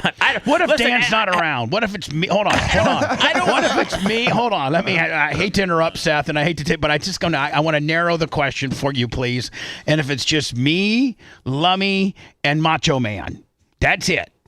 who do you want to save you? Lummy. Oh, that's so sweet. What the hell? What'd you hear? I would also. I would want everybody. My answer is all three of you. Well, okay. Hold on. But But here's the deal. Here's the first problem. Let's say I fall over, Lummy, okay, and I need an AED machine or some Narcan or whatever. First of all, Seth is going to immediately run out of the building and have anxiety. Throw up and be completely freaked out. So Seth's out of the equation. And then I need you and Macho Man to bring me back to life. Macho Man's a germaphobe. He ain't touching you. Lummy's your only shot. That's why I feel like Lummy's the only shot for all of us. I'm ripping your shirt off, and we're getting the business. No. Mach will do the CPR, but you're going to do the mouth-to-mouth. But Dan, they really don't encourage mouth-to-mouth anymore. They have discouraged that, and I think it's stupid. We're trying to bring it back. Seth, you're trying to bring it back. Society really should bring it back. It was really a bonding exercise. Seth is going to bring his mission is going to bring the mouth-to-mouth part back of CPR. I don't know who that woke-ass bitch got that thrown out of the equation, but you're supposed to put an airtight seal on a person's mouth and puff. Like 3 puffs, aren't you, Dan? Yeah, lift that chin up, too. Paramedics to help you now. Stay on the line and I'll tell you exactly what to do next, okay? Okay, are you right by your husband right now? Yes, he's so pale. His mouth is open. Okay, listen carefully. Are you able to lay him on the floor or the ground? On the ground? I'm just shaking. I can't touch him. I can't. You can do it. I mean, even if you just literally... This operator's really putting a lot of heavy lifting on her, man. But I mean, like, even if the guy's like a little bit bigger than you are, quite a bit bigger, men are bigger than their wives usually, and she can't move the body, even if you just push the body off. She doesn't want to bring him back to life. Exactly. That's what I'm saying. Exactly. Even if you just, she's not even like trying. Yeah, like, she could just pretend like she's trying. She's, okay, yeah, I got him on the floor. I'm pushing. I'm breathing. I'm trying. What's happening? Like, because she doesn't want her CPR efforts to potentially work. She doesn't want that. Yeah, I agree, Bubba. So I mean, even if you just grabbed him and threw and yes, he landed hard on the floor. That's still wake his ass up. It could jolt him alive. You need to calm down. Okay? We need to help them. I can guide you through CPR. Take a deep breath for me. I'm here with you. Is Jay here? Yes. Okay, I got his mic on. He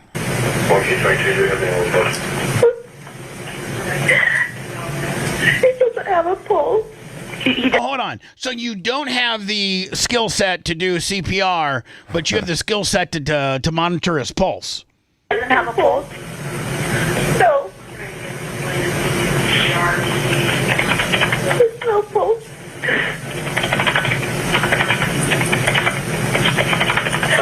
And that 911 woman, she can haul ass with a typewriter. By the way, this is his father. This is the guy that died. Man. Yeah, and he's having to hear this. Looks like kind of an Andy Reid version of Dr. Phil. Does he not? They had a baby. If Andy Reid and Dr. Phil had a homosexual having a baby experience, this would be it. Okay, I'm here with you. I'm here with you. We need to get him help. That's the dad.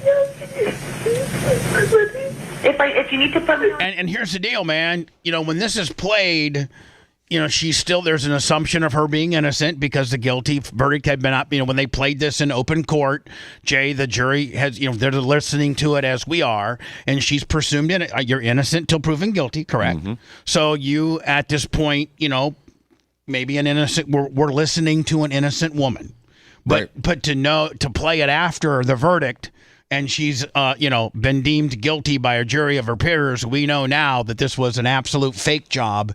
And Dan, she doesn't even try to put a valiant effort at all. Which makes her look that much more guilty. More guilty. If she's like, I know CPR. Let me see. I mean, I rolled him off the bed. Okay, I'm on top of him right now, and I'm gonna start pushing his chest. Okay. No, she just wants to tell him how yellow he is, and she doesn't know CPR. And is yellow the wrong color to be saying, Dan? Does that mean dead? What does yellow mean? Yellow's that would be pale. jaundice, right? Yellow's Doesn't mean pale. anything, No, but I does mean, it's not. It doesn't have the redness to them. You know, people that are alive have a redness That, to like, them. pink. That, Yeah, like, that pink. pinkish red hue. Put me on speaker. I'm going to guide you through CPR, okay? Okay. That's what is the color she should be saying. Yeah, like Bubba. So Jay, look at the screen on YouTube or Rumble. If you look at me and then look at you, you would be a dead me. If my color turned to your color, I'd be dead. What are you saying? Unbelievable, what are you Bubba. saying? I just came back from look Costa at the video Rica, screen. and I'm He's pale. not light. He's not on there right But now. On my feed. No, he's I on am. my feed. I went over to look at his, but because I don't have a feed right now. Yeah, you didn't have a feed right now. Yeah, So I JP guess I have dead different me. lighting. You saying Jay's got a vampire type complexion? Or It's just a lighter complexion than mine. Right well, you're now. dark. And- I mean, that's what I'm damn. saying. That's So why they if call you Iraq. That's why they've always called you Pakistani Danny and everything like that. I understand that. I mean, Steve the and Ayatollah surfer. Steve and Jay have similar complexions. You are a tad darker. Well, don't call me Ayatollah because there'll be a drone strike and I'll I'm be not taken calling out. you nothing. I I'll be called you. taken out. I called you I'm gonna get killed Pakistan. today. I called you Pakistani Danny. Yes, but You but got a Bubba- darker hue about but yourself. if you see me next to Jay right now, just today on the video screen, I have that sort of that reddish, warmish color. And if I was dying, if I had been dead, my complexion would look more like Jay's today. Jay looks normal and you look ethnic. Sorry. Okay. USA. Please don't shoot me down. You ready? Okay, No, she's ready now. Hold on. on the floor. He's on the bed. Okay. You can't do it on the bed, bitch. You need a stiff Are you surface. able by any chance to move him on the floor? Right now she's thinking, man, this is going on way too long here.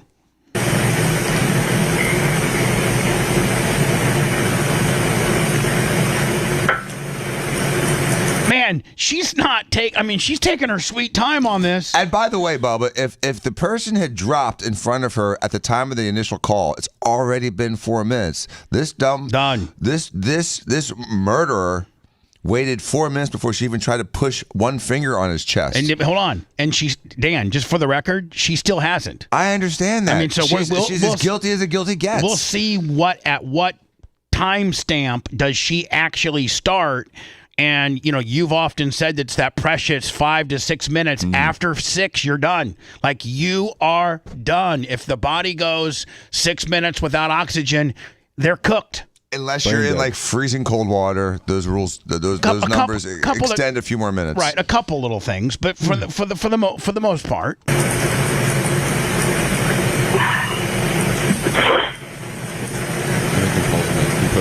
By the way, Dan, we're at 4 minutes right now. Godfather, I don't know what's happening. I don't know what's happening. You flip him off the bed. I'm here with you. You're not able to move him to the floor? Go out. Don't come in here. Oh my God, my sister. And Dan, she's just trying to buy time because she probably knows the longer this goes, the more her percentages go up of him not being able to be revived. Mm-hmm. You're not able to move him to the floor? Just listen carefully. We just need to get him on the floor. Don't worry about hurting them. Just literally snowplow him off the ground. Roll him. Do something. Tell me it's a daddy. Is he still on the bed? Legs, then just push him off the bed. Just roll him. Okay, if there's a sheet or a blanket under them, can you loosen it from the mattress? That's a great idea. Slide him. Yeah, slide him. Yes. Okay, stand at the side of the bed closest to them and remove anything under their head. I hope Pat McAfee's a better actor. By the way, we're at 5 minutes right now, Dan, and he's still on the bed. Okay. I need you to pull the sheets towards you and slide them off the bed. Good. Don't worry about him falling. We just need to help him now. We should hear a Don't thump. worry about him falling. We just need to help him now. We should hear a thump. Okay. Tell me when he's on the floor.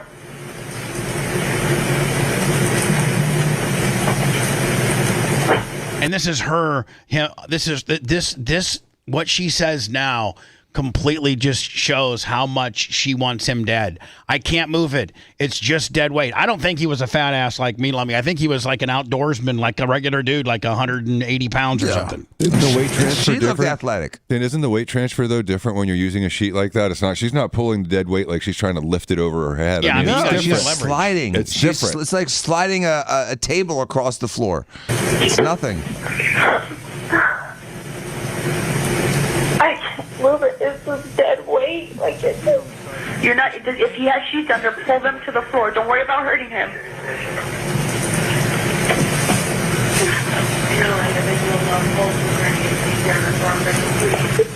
Can you please send somebody? I can't. Dan, we're at 5:37. He's cooked. He's done. Yeah, and I'm surprised that the ambulance hasn't shown up at this point too. Within 5.5, 6 minutes. Okay, I have the ambulance that's on the way. Okay, there's another way to do this. Okay, grab their feet. Grab his feet. And this poor 911 operator, she's trying her ass off. Like she's trying everything she can, from using the sheet technique to the don't matter if he thumps on the floor, doesn't matter, to now grab his feet. Okay. Slide them towards you until they're just off the bed. So now there's another technique, Dan, that allows him to still be on the bed, but only, from the, his I guess probably bent at the knees on down or on the other side, or actually off the bed, which would create her to be able to get on top of him, probably. You can rotate him again, like Danny That's was what I saying. think. She's trying to slide out the feet and then spin them. Oh, okay. You know what I'm saying? That's what I think's coming up with here. By the way, But if she Dan, can slide him down he's done. 1.5 feet by his feet, she could slide him over or roll him over too. We're at and 6 is she minutes. talking with her hand on the phone? Is she trying to do this with one hand? We're at 6 minutes. And by the way, CPR on the bed is better than 5 minutes of no CPR. I can't do it. Right. How old is your husband? 39. 39? Murderous bitch.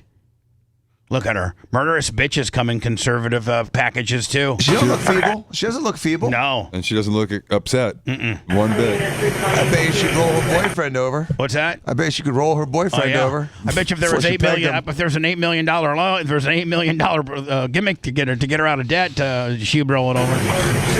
Okay, were you able to... Hey, listen, man, for $8 million, if you can get your husband off the bed and start doing CPR, we'll give it to you. Put his feet off the bed? And pulling. Okay, now grab the arm closest to you and pull the rest of the way off the bed. Again, don't worry about the fall. We just need to help them now.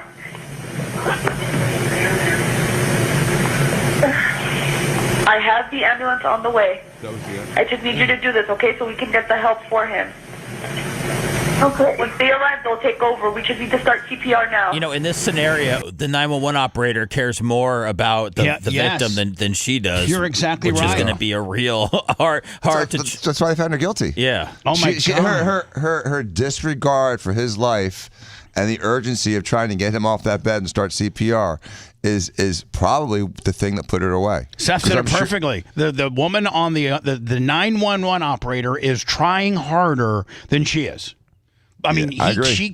she cares more about the welfare of this dead person and reviving him she's now given 3 or 4 different techniques than this woman, all met with I can't do it or no. I'm kind of surprised no police officer or EMS first responders has made it there yet. How many minutes are we at? 6, 7. 6:45? We're at 7. That's yeah. an awful long time, man, for a potential murder. You are doing great, okay? I just need you to get him on the floor. What a liar. Yeah. You got him on the floor? Yeah. Right. By the way, Dan, at 6:54, he's now on the floor. Now I think the 911 operator even kicks ass even more, saying, "Okay, listen carefully. Here's what we're doing." Okay, listen carefully, okay?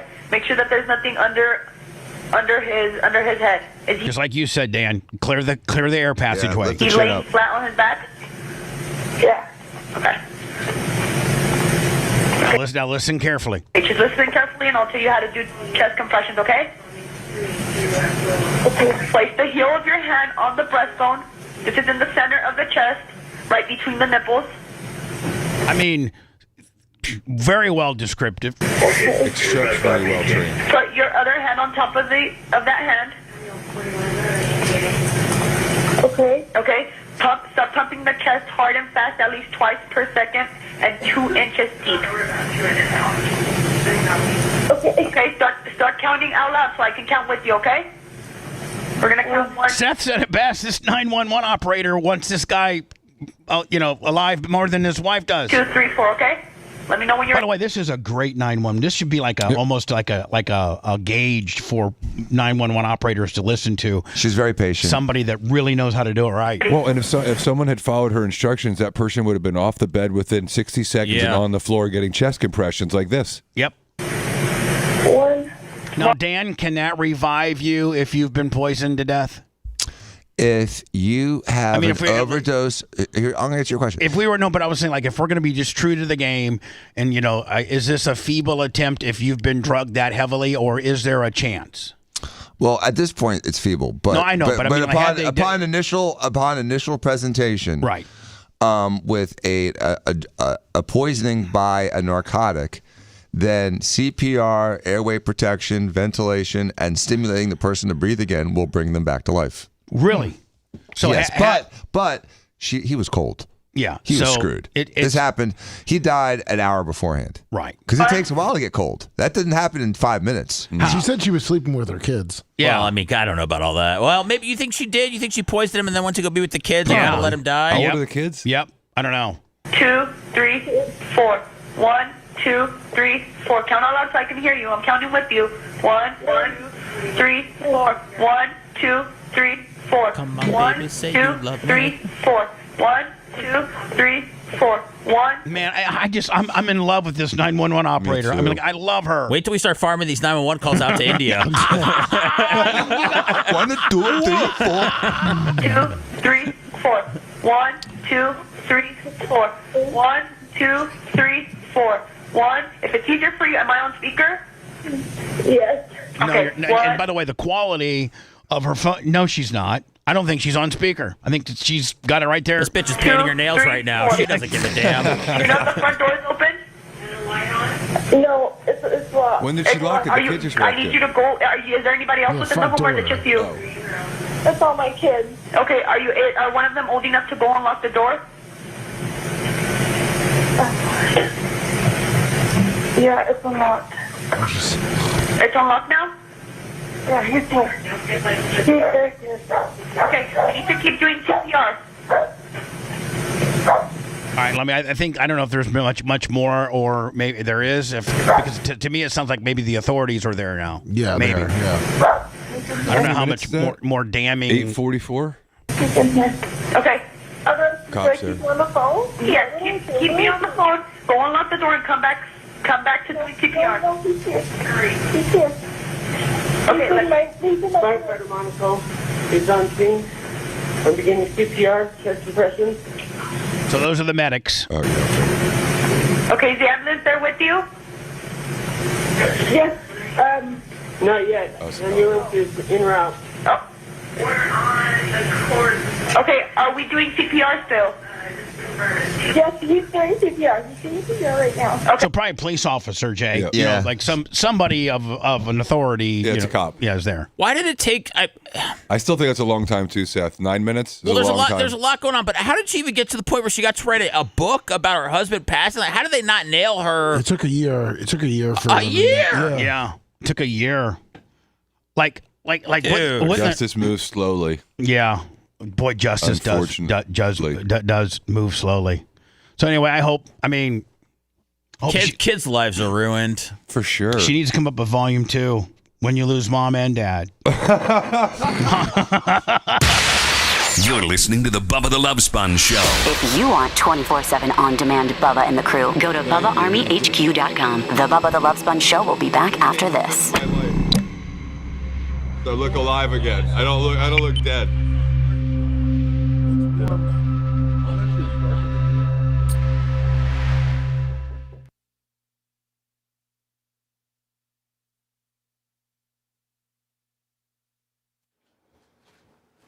So Bubba, we created I thought it'd be easier. I created at Bubba411.com. That's our landing page now.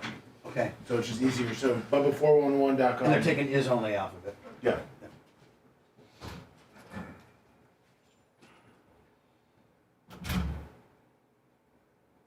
Thank you so much, comma, pity, exclamation point. I love you. My mom broke her back, Bubba, on Saturday picking up shit because at 87, when you have men there ready to pick something up, you're like, no, I should do it. So she fractures her back. You're kidding me. No, so she's like, suffers silently until yesterday where she goes to Dan's office and Dan's like, go to the hospital now. And so, long story short, she's so in my office. She's in Clearwater. Oh God! So she goes to Memorial. They find that she's got this fractured vertebra. They give her a muscle relaxer and they send her home. And she drove her ass home. She didn't. She took an Uber. No, wrong. Steve took an Uber. She drove herself home. I talked to Steven. Oh. So she drove herself home. So I just called her this morning to check on her. Is she okay? No, she didn't get the medicine last night. She got to the pharmacy at 7:05 and they wouldn't give her the medicine. So she woke up this morning dying in pain. So I just called Pity and he's sending Wendy over to go get the meds or go bring my But mom. don't you guys think that maybe it's time to maybe have somebody check on her daily? No, she doesn't need that, dude. She spent 12 hours out of the house. It's time to take her car away from her, probably. No, it's not. It's not fucking up her car either. It's not that. She is fucking up her car. Every 4 weeks we get it repainted. Come on. Jay. We got her car repainted twice last year. Okay, that's not every 4 weeks. But hold on, Jay. I did read. She overdoes it. I did read. Listen to this. Hold on. Hear me out. I did read. Like Larry Plummer's mom's 90, okay, and Larry Plummer's mom is in her garden every day for 2 hours weeding her garden. She does puzzles. She lost her husband a year ago. That's the reason she's still kicking ass. That's why my mom's still alive. And so her doctor, she's 90 and she wants to live. She cooks, she cleans, she does puzzles, and her doctor, guess what her doctor said?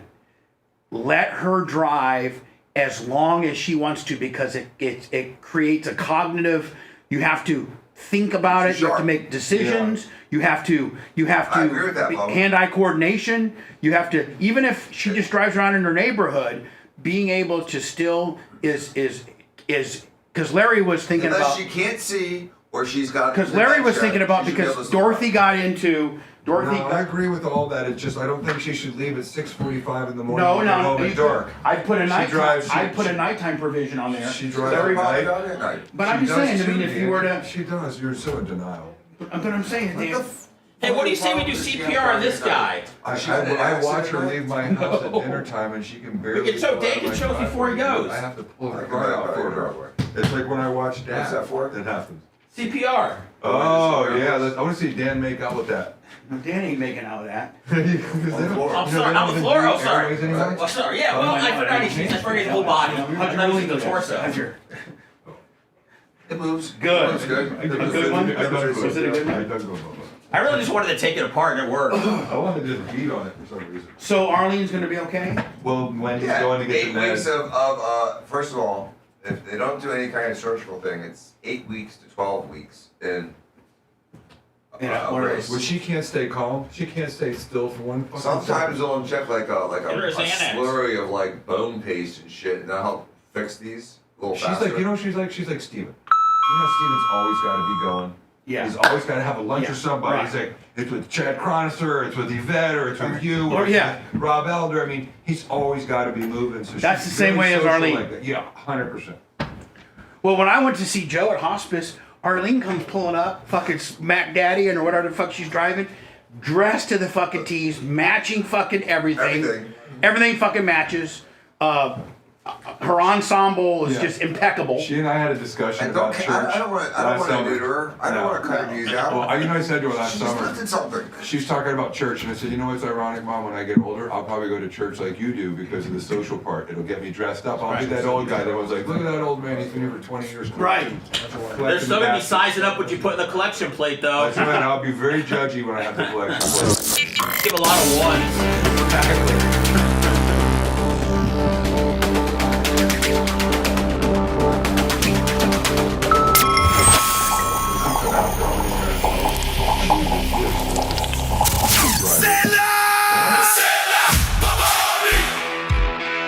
pulling into the track, climbing over it, cruising it, or along for the ride. You're always in it to win it, and you want to stay cool. Super Cool Performance. Superior protection against cavitation, corrosion, and erosion. Super Cool Boil Guard. Reducing operating temperatures by up to 20 degrees. Don't get beat by the heat. Visit redlineoil.com for products designed and engineered to keep you cool. I'm the bus lady. Hey, lady! I was so constipated I could hardly drive. Sounds like you should call and tell Bubba all about it. It's the low-priced answer to a high-budget problem. You're listening to the Bubba the Love Sponge Show.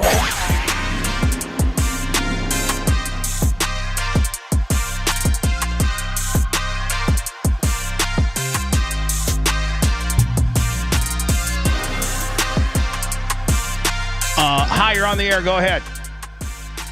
Hey, Bubba. Yes. I can tell you why it took the cops so long to get there.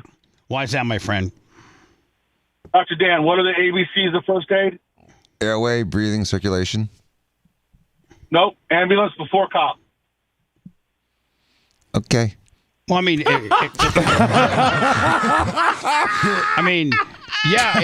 What does that even mean? So what does that even mean, man? Well, I mean, I guess in Are you EMS? No, but I mean, in the perfect world, yes, ambulance before cop. In the perfect world, but I mean, where cops are patrolling, how far your house is to the nearest medic station. I mean, there's so many intangibles there. Yeah, ambulances aren't just at the donut store hanging out. Cops are all over the place.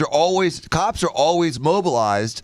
There's the opportunity for a policeman to be there before an ambulance is much higher. Well, they're both called first responders. Yeah, but ambulances aren't patrolling. You got to look it up. See where they are. Are they in the middle of nowhere? Or are they close to a fire station or police station? Sir, what does it matter at this point? They were in the woods. They were up in. I mean, yeah, they're far. Well, if they're really far away, it's going to take a while for them to get there. All right, buddy. We just did 2 hours on it. We're going to get back to another hour tomorrow. My God, buddy. We're going to make neighbors count the story. There's probably there are probably 50%, maybe even more of emergencies. Cops will get there first because they're mobile. And if you're far away from the nearest, fire station or medic station, ambulances just don't drive around the town all day. No, like calling Danny out with an acronym. Do you know what ABC is? That's the funniest call ever. Dan's like, missed that on my medical quiz. Oh, God. That guy was just a meat rider. Whose meat was he riding? I don't know. He's a self-meat rider. I mean, in fact, it would probably be kind of a bad thing for if the cop doesn't get there sooner. Right, because there's also 5 times as many police as there are EMS people. True. There's probably 100 more cars.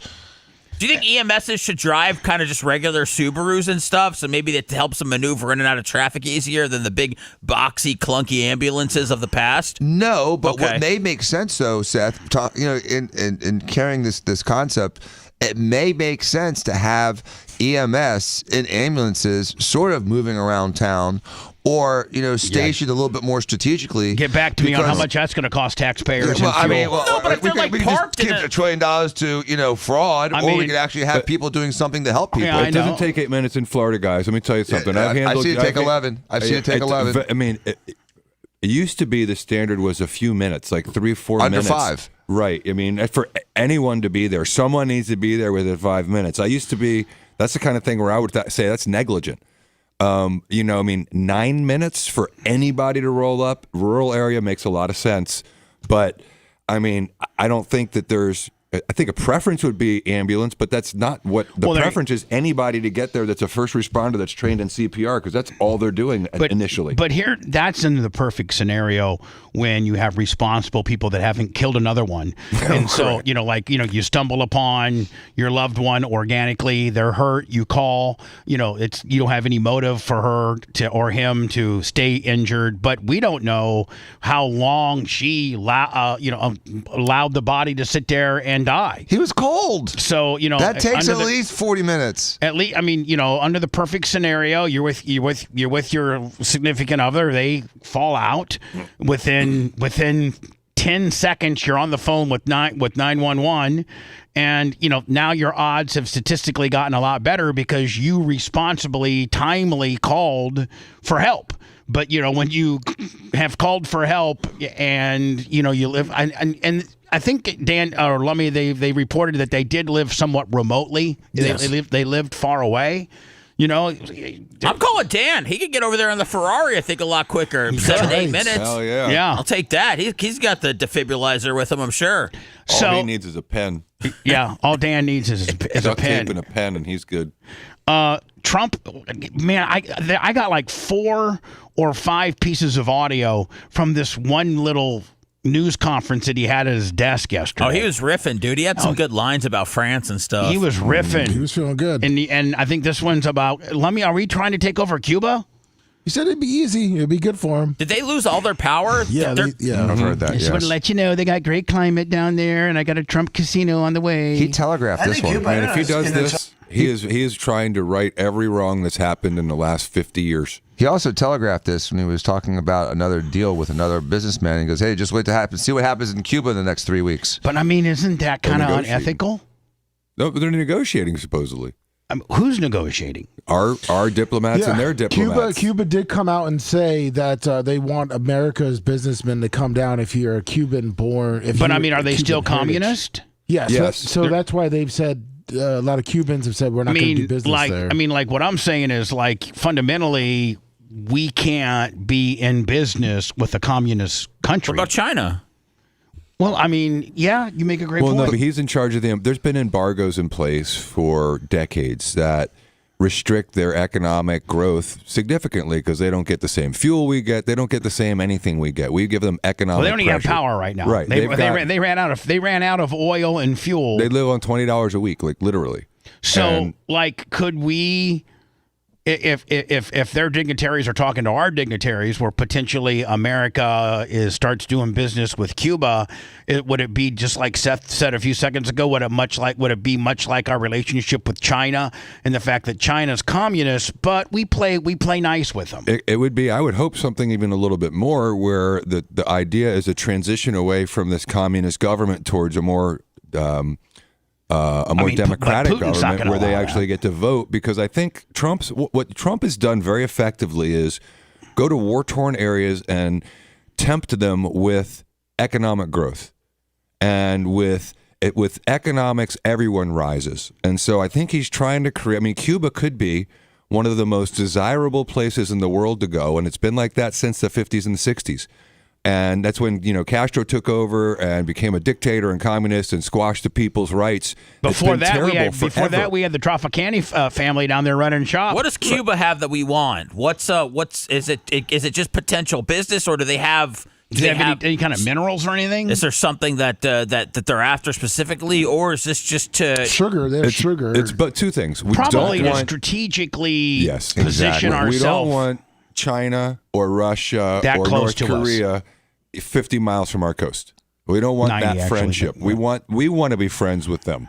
We would rather be friends with people who are close to us and control our hemisphere, which is what Trump is doing with the Americas. That's why he went to Panama. That's why he's dealing with South America, and that's what he did with Venezuela, is because China has slowly been creeping into the Americas, South America. Oh, China be creeping. Yeah. Didn't they China's creeping. China be creeping. Yeah. Didn't I feel like it was Russia or China sent like something just outside Cuba? Like I don't know if it was a ship or a well, that was back the in Cuban Missile Crisis. That was was the Bay of Pigs. I thought there was Cuban something more Missile recently. Crisis is what he's talking about. China has a spy base on Cuba. Okay, thank you, Lummy. Thank you. And we still have a base in Cuba. But China, he's got a spy base, and they got a spy base, and we got a base. Are we spying on each other? Hey, look at them. I see them, and they see us. That's exactly right. Seth, all that Cuba has to offer besides cigars is tourism. They've got beautiful beaches. Yep. They had beautiful casinos back in the day. Is it unsafe to go there? I know some people go, but it's Steven's not okay. been. Steven has been recently, and it was very safe. Steven went on a diplomatic trip. And he said it was very safe. He felt very safe there. The people are very well behaved. But let me say this thing real quick. But everyone's like freaking out right now that Trump's even talking. Do you remember during the Obama administration, they actually had meetings, open meetings? Obama went there, didn't he? Yes, he went there. Obama went there. So, I mean, this is not unheard of. It's not crazy to think of that maybe we should get along with our neighbor. Dude, once you talk to Kim Jong-un, nothing surprises me at this point. I mean, you could talk... Kim Jong was blowing off some missiles yesterday with his daughter. Did you see that? Yeah, he did about 10 or so. Yeah, I got some footage of it. I think Cuba, is in its own way, if tourism and everything else, it's a beautiful island, great weather. They're not in a hurricane zone, which is nice for a change, Well, they kind of are. They are in a hurricane zone. They're right in the middle of it. Hey, dear Donald, listen. You don't live down here like we do. I know you live in Mar-a-Lago a little bit, but we are really, honest to God, everyone in this room, we are just by proxy hurricane experts, and we can all tell you that the big whodunit is whether it's that hurricane's going. They get hit by about half of them. Yeah, is it going west to the left? Exactly. It's going to the left or through it or to the right. In some incidents, we actually rely on Cuba to grind it down a little bit. Right. When it goes over Cuba, there's some mountains and stuff, and it slows them down. It weakens them. He does. I mean, Trump, you have no idea what you're talking about because 50% of them go direct over top of right over top of them, and we always are. But hold on, Trump he always is thinking about hurricanes because didn't he have the idea to throw a bunch of ice or like nuke? Yeah, nuke them. Throw a nuke at a hurricane to change direction. I mean, he's at least trying to avoid so let these. You know, I know you're not supposed to play with nukes, but if there's one time I'm going to play with a nuke, I'm going to do it with a Cat 4 hurricane. Yeah, that weather manipulation was really good in 2024, helping them hurricanes not hit here. Which is nice for a change, They won't be asking us for money for hurricanes every week. But Trump, you don't even know what you're talking about here, bud. I mean, yeah, okay, maybe we can do business with Cuba. Maybe we can get their lights back on for them. But we all could use some money for hurricanes once it hits. Don't you worry about Florida and other places on the hurricane stuff. But I think Cuba's seen the end. All my life I've been hearing about the United States and Cuba. Mm-hmm. When will the United States do it? I do believe I'll be having the honor of taking Cuba. Oh God! He's just so. Well, I'm sorry. He's just. He just can't. He's like Dan. He's like Dan. Sometimes he just can't help himself. Dan would say it just like that. I'm going to be the guy. Dan, you're very Trump-like. Taking Cuba. Yeah, But he pauses. Like Trump's pauses before he says these. He says this stuff. Because he runs it through his head. He's like, yeah, that's a good one. Yeah. Exactly. Yes, this makes me even seem like more of a dictator. Sure, let me see it. But like you said, Bubba, he's literally trying to right every wrong of the last 60 years. Jay said that. But anyway, okay. But I mean, I don't know. I think that's too much. No? I think you need to back it down a notch. Is it? Yeah. Is it? Because no one else is doing anything about it. I mean, we've got some things to clean up first before we're worried about the Strait of Hormuz. Yeah. When I was in high school, and it was between 1980 and 88 when Reagan was president. I graduated high school in 88. I was 18. We were talking about these identical issues. It's literally been my entire life. We've been talking about Iran, Iraq, Israel, North Korea, Cuba, abortion, gun rights, Russia, state and China. rights. They're saying, let's talk about some new countries. Everything that we've been talking about my whole life, saying, we need to do this with economic pressures, and we need to do it with these things, and no one has done a goddamn thing about it. And you know what he needs to do before he starts doing this is he needs to win the Iranian situation. He needs to put that to bed. He can't help but do more than things. He's a multitasker too, Bubba. 20% of Republicans are not supporting this. Everybody's freaked out by it. It's gone on way too long. I'm just telling you guys. I'm just saying. Dude, they just wiped out 2 more leaders last night. It's been going on for 2 weeks. It's been over week 3 That's too long. Yeah. We had 43-day war. We were in Afghanistan for 9 years, and we've been here for 2 weeks. I'm telling you guys. I'm just telling you. I agree with you, Bubba, but the attention span of the media has changed where we thought a 43-day war with the Gulf Storm was incredible. Oh, my God, 43 days, and then it's done. Now they're like airstrike to airstrike going, oh, my God, they got one through today, and they injured a few people. It's like it's a different way that they're covering it. They're not covering it with the goal of how much has been done in such a short time. Trump does not want to put boots on the ground. Anyone who thinks that he doesn't understand the guy. He's been talking about this for 30 years, 40 years. There's clips of him talking about Iran. But they want to neuter about Iran Cuba. for good, right? I mean, this is going to be the job that takes any threat out of the equation, or I don't think they're going to stop. I think with Iran, his goal, a stated goal over the last 40 years, is to remove the religious zealots and make it a democracy for the more secular youth who are, smart and educated and want freedom. He wants those people to take over. Well, maybe. Can that be done? I don't know, but that's his goal. It took Ronald Reagan to get it done when Jimmy Carter couldn't, and they had the Iranian hostage situation for 444 days, and upon Ronald Reagan's inauguration, that's when this started, Bubba, when I was were free. What you failed to recognize is the $25 million that Jimmy Carter gave them to help release those hostages. It was timed right, but they were bought. But here's the difference that right deal now. was bought, and that was funded by Jimmy Carter. I sent you the clip that Jay was talking about from the 46 years ago of Trump on Iran. And I just want to say this. The difference this time is Trump has assembled what we now call the Board of Peace. All of the surrounding Arabic countries are now on board with the United States and with Trump. That's never happened in my 55 years on this earth. I mean, I can't get your IMs That's a to pull big up. difference. And so when they're lobbing missiles into Dakar and not Dakar, into Qatar and into Oman and the UAE, they're not liking that at all, and they're not gaining favor with the surrounding Arabic countries. And so that's why I think that this has the potential to change. They literally have armed militias on the edges of Iran from counter groups that want to go in for our boots on the ground rather than us to go and help the people. And so something's going to give in the next 2-3 weeks. You also I don't think it's a long war. You're also not understanding the subtlety of Shiite versus Sunni. Correct. And Iran is mostly Shiite, and they keep lobbing bombs at mostly Sunni countries. So we're supposed to love all Muslims, but the Sunni Muslims and the Shiite Muslims hate each other to the point of murder. And that's why Iran and Iraq fought for all those years. It was a Shia-Sunni thing. I feel like I'm getting ganged up on. Jesus. That's a big. Can you guys take a breath, please? Thanks. I got to get through this. Good honor. Taking Cuba. Taking Cuba in some form, yeah. Taking Cuba. I mean, whether I free it, take it, I think I could do anything I want with it.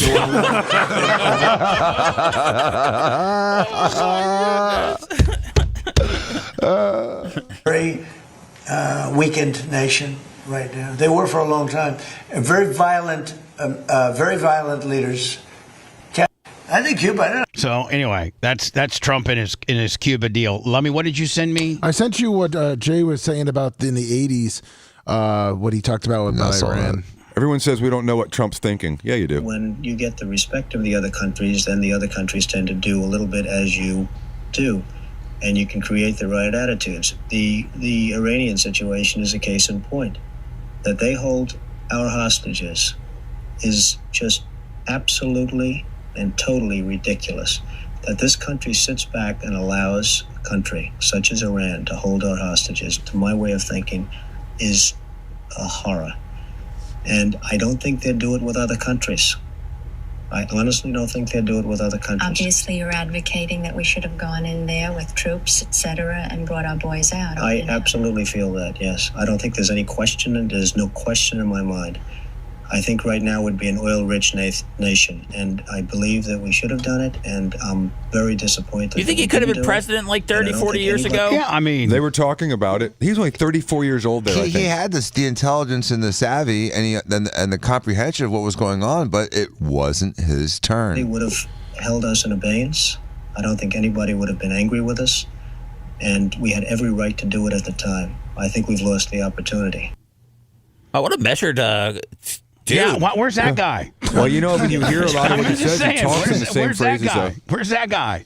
That guy'd be the best. Mm-hmm. Well, he probably said, "Do I want to make $400,000 as the president, or do I want to keep getting out here doing billions of dollar deals?" So, but here's the difference, Seth. Because if he had been president there, he would have been much more sensitive to the criticism and the financial costs of, especially his first term of presidency. So, at a 9, and he would have been a Democrat probably too, right? He sure possibly, was. yeah. He was. He At was the a time, he Democrat was. one time. But with the amount of wealth and power he has now, he's been able to survive the personal and professional attacks made on him for the last 10 years. But he financed his first campaign. He couldn't even get the Republican support. He had the people's support, he had the voter support, but he never had the Republican conventions, the Republican National Committees support the first time. Barely got it. And you can see that he had wisdom in his 30s. So when we return, a reporter asked Trump if the new Ayatollah is gay or not. Said he'd been briefed. They said he is. Yeah. If you love that segment, then check out BubbaArmyHQ.com and do a deep dive on past shows. The Bubba the Love Sponge Show will be right back.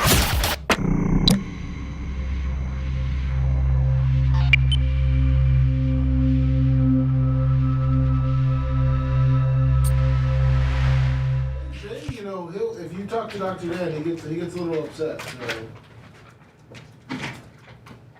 Hi guys, have a great day. It looks like sometimes Dan wants to fight. I won't fight, buddy. See the game. Your brother. Oh, him? No, Jay's Him. the one. Oh, him. Bubba, Jay's the one that was a little hostile earlier. Yeah, Jay's the one that's all fired up. Jay wants to fight. What's that? Jay was up there, merchant? Jay called me a meat gazer because I told Dr. Dan's, or I'm sorry, a meat writer, because I told Dr. Dan what Macho said. And he says that I was sucking up to Dr. You're writing Dan's meat? Yeah, I'm writing his meat. I thought he was commenting on how good his color looked on the screen, and I'm like, you're such a meat writer. I was sticking up for your color. Thank you. But I didn't say anything about his color, Bob. I just told him what Italian Macho told paste. me. He just said thank you, Dan, for the smoothie. I appreciate it. No. It was the straw. The straw didn't have a plastic wrap on it. It was open. So Macho wanted to report that. Oh, I see. So the guy probably, the Uber guy probably had a sip or two. Probably. He tried it.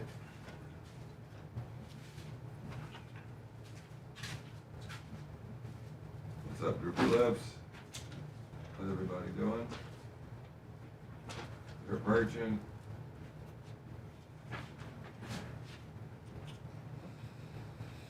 .305 Express. I did. So my mom, we were, of modest means at the time. And so what my mom would do is she would get us a pass to the very last day. And the last day of the Surf Expo, they would sell the things that they didn't want to ship for cheap.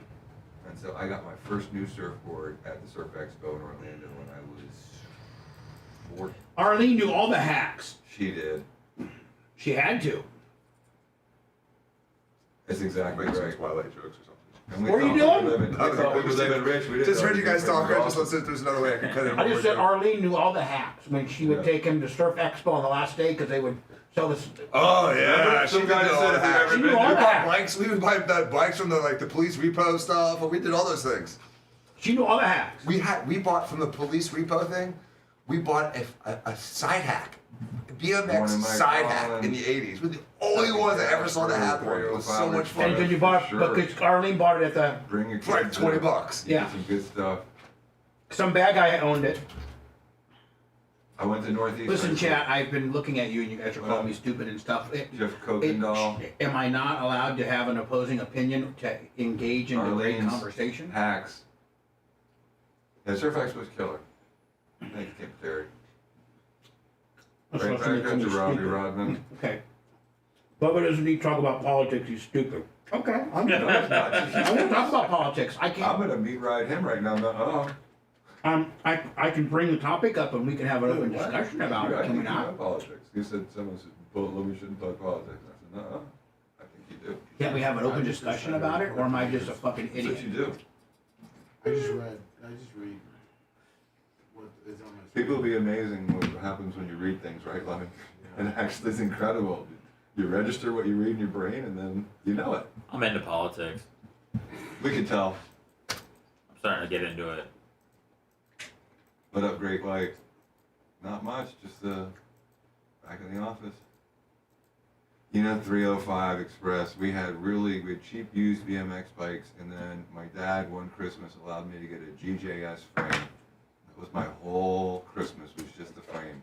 And then I brought it to Ocean City, and it got stolen in one day. What about the 12-day war, Carlos? What about that one? I wanted a PK Ripper or Red. Very famous war. One of those killer bikes. That's right. I wanted all those, man. I couldn't tell him, afford son. them. I got it, man. I went to I know my history from 6 months ago. Boom. a friend's garage. He's got an LE cool bike from when I was a kid. Put up that jig. Marines. I'm not. I don't pay attention to holidays. I don't dress for holidays. Nothing against it. You had a Hutch Pro? Man, I wished I wanted a pair of bear trap pedals and those bikes, man. PK Ripper was the one. My buddy's got it. Hey, Papa G. I'll see you later, bud. Okay? See you later. Papa G is not my me too, lover. What's up with Papa G? He's just a fucking cocksucker. On Rumble? You too. Oh.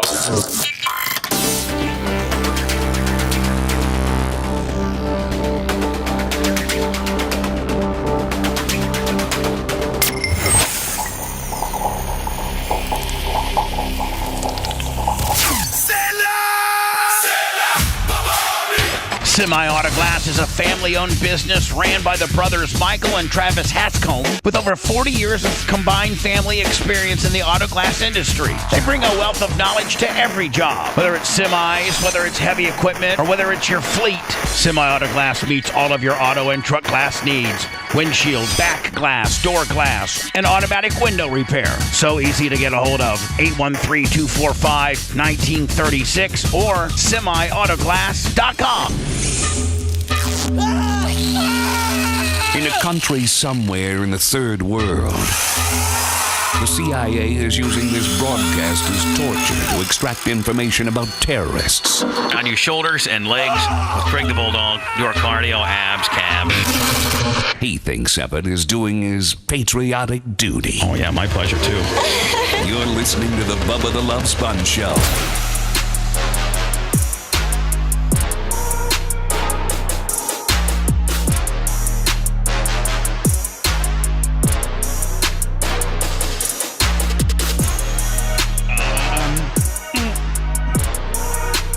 It's the Bubba the Love Sponge Show. Dan's officially gone.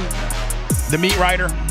Oh, no, Jay called Lumby meat that he was riding Dan's meat. Yes, for just letting him know something that Macho told me. They're so competitive. Yes. I thought he was commenting on my color, my skin color, that I was dead, and he was commenting on Danny's straw. And I had to stick up for you. No, I wasn't. That's why Jay called me a meat rider, because he just assumed I was just passing information on. It always is to Dan's benefit. Here is the question that I think the guy from was it the Wall Street Journal or the Steve Ducey, isn't it? Well, not Peter Ducey didn't. Yeah, he didn't say it. Thank you, President Trump. I'd like to ask the Vice President about his plans to go after possible fraud in California and New York. We know, of course, about Minnesota. And President Trump, first could ask you, you said earlier today that the new Supreme Leader, Mutawalli Khomeini, you don't know if he's dead or alive. There are a couple of interesting reports about him today. There's one report that he just narrowly escaped death in the first airstrikes by stepping out into his garden. There's another report that he may actually be gay despite leading a theocracy that hangs gay people. How do you determine what's true, and do you have an assessment of this? Well, so far nobody knows. If you look at his father, he used to give talks a lot, talking about death to America. He'd say death to America all the time. When they say death to America, you should believe them, because that's what they would have. If they had a nuclear weapon, they would have used it. But they never had the chance. I never gave them the chance to use it. And other presidents should have done. I spoke to one of the former presidents who I actually like. I actually speak to some. I do like some people. Everybody's speculating who he spoke to. And he won't say who it was. I think he's got a good relationship with Obama, to be quite honest. I think it's Clinton. Yeah, Clinton. I think he's got a good relationship with Clinton too. I think so. But I think it's Clinton. Did you see Bill kind of take care of him a little bit on that congressional? Kind of took. Listen, and Trump did too on the front side. He said, "It's a shame. I don't think he should be questioned." Yeah, I mean, it'd be shocking. And he said, "I wish I did what you did. Could have done it." Other presidents, somebody should have done it. 47 years this went on. They call Iran the bully of the Middle East. And you could have never had the Abraham Accords. You could never have had peace in the Middle East. Now you're going to have peace. You could never do it with the dark cloud of of a nuclear Iran. But Iran is a shell of itself. It's no longer a bully. It's the one that gets bullied. It's a bully that got beat up. We beat the crap out of them, and they deserve that. You know, when you see a soldier walking down the street, look at Trump. He's got a B-1 bomber model sitting right beside him there. Exactly. Without his arms, or being helped down the street because he's got no legs, or his face is blown to smithereens with no legs and no arms. Those two, no legs, no arms, and a face that got racked. I think Trump's going through every possible scenario of a person that potentially might be in Iran and suffered a bomb hit. Yeah. You got no legs. You got some with no arms and no legs. Some with no arms, no legs, and a messed up face. Some with a messed up face with no arms. Some with messed up face and no legs but half an arm. He's going through every possible scenario. You think they're showing pictures? I don't know. That was done by roadside bombs. That's the favorite weapon of Soleimani, who I killed in my first administration. General Soleimani, had I not killed him, that was the beginning of their downfall, because had he not gone, it's possible that we would not be this far advanced in destroying Iran, because he was a really good general. He was a vicious, horrible man, but he was a brilliant general. And he was looking to knock out 5 of our military bases at one time. And the man that died with him was his counterpart in Iraq. And they were working together. And they got hit real hard. And if that didn't happen, we would have had a problem. But maybe more importantly than that, he was really the mastermind behind it. And they never found somebody. By the way, the original question is whether the Ayatollah is gay or not. That's the original. Get there. I mean, that was the original. 2 minutes and 40 seconds ago. To replace him entirely. Are you shocked he didn't jump on that first? Now we're on to the people that have their legs blown off, their faces blown off, their arms blown off, and then his first administration of him blowing up a couple generals. Of the gene. Which, by the way, I don't have any problem with. Yeah, no, that's when he died like a dog. That was a very famous one. Yes. Yeah, he died like a dog. Look at my girl today on Channel 10. Whew. In those St. Patrick's Day colors. And that was a big step knocking him out. But if we didn't... When is St. Patty's Day? Today. Is it today? Yes. I did not even know. Get rid of the Obama deal. I terminated it against the wishes of my then Secretary of State. He was no Marco. Against the wishes of... I mean, he's got comedic timing, does he not, Seth? Who was the Secretary of State before? I can't even remember. But I know he's a big fan of Marco. I've been reading a lot that he's surprised. Does Marco run for 2028? Yeah. Yes. Against JD? Maybe with. Oh, as the vice? Maybe with, yeah. A lot of people. Where's my girl Tulsi Gabbard figure into? I think she'll be around. I think I like her a lot. At the time, you remember that, Peter? A lot of people. Had I not terminated, remember that, Stephen? You remember? Who was the Secretary of State It under was Rex Biden? Rex. Mike Pompeo took over. Rex Tillerson. They're all not. Dude, this is not. That deal was a disaster. That was a road to a nuclear weapon. They would have had it 3 years ago, and it would have been used. I would say 2 to 3 years ago. And it would have been used in the Middle East. And, by the way, after they were finished that, they were coming over here. They never got... If Iran had a nuclear weapon 2 or 3 years ago, where would they have sent it? Israel? Israel. That's where they have sent it? Or our bases around there. We've got bases within hundreds of miles of Iran around it, surrounding it. What about, like, the kickback of all that stuff in the area? That it feels like it would, if you hit Israel, it could hinder a lot more places in the region. I just don't know if it's something they would do or not, or if the ultimate trump card's never been nuclear weapons, but them trying to put a stronghold on the oil. Well, I think before, Seth, it was that Israel was isolated, and they were, basically defending themselves without the support of anyone around them. So when he's talking about the Abraham Accords, he's talking about the economic deals and treaties that he was successful in getting between Israel and Saudi and Israel and some of these other surrounding Arabic countries. And so, like I said, I think that's the biggest difference, is that they're not going to be able to just isolate Israel like they would have in the past. Hi, who's this? Go ahead. Hey, Bubba, how you doing, man? This is Tim from Charleston. Hi, Tim. Hey, buddy. So I have a question for you about the penis pump. Okay. I need some pointers. Yeah, did you buy it? Yes, I did. Okay.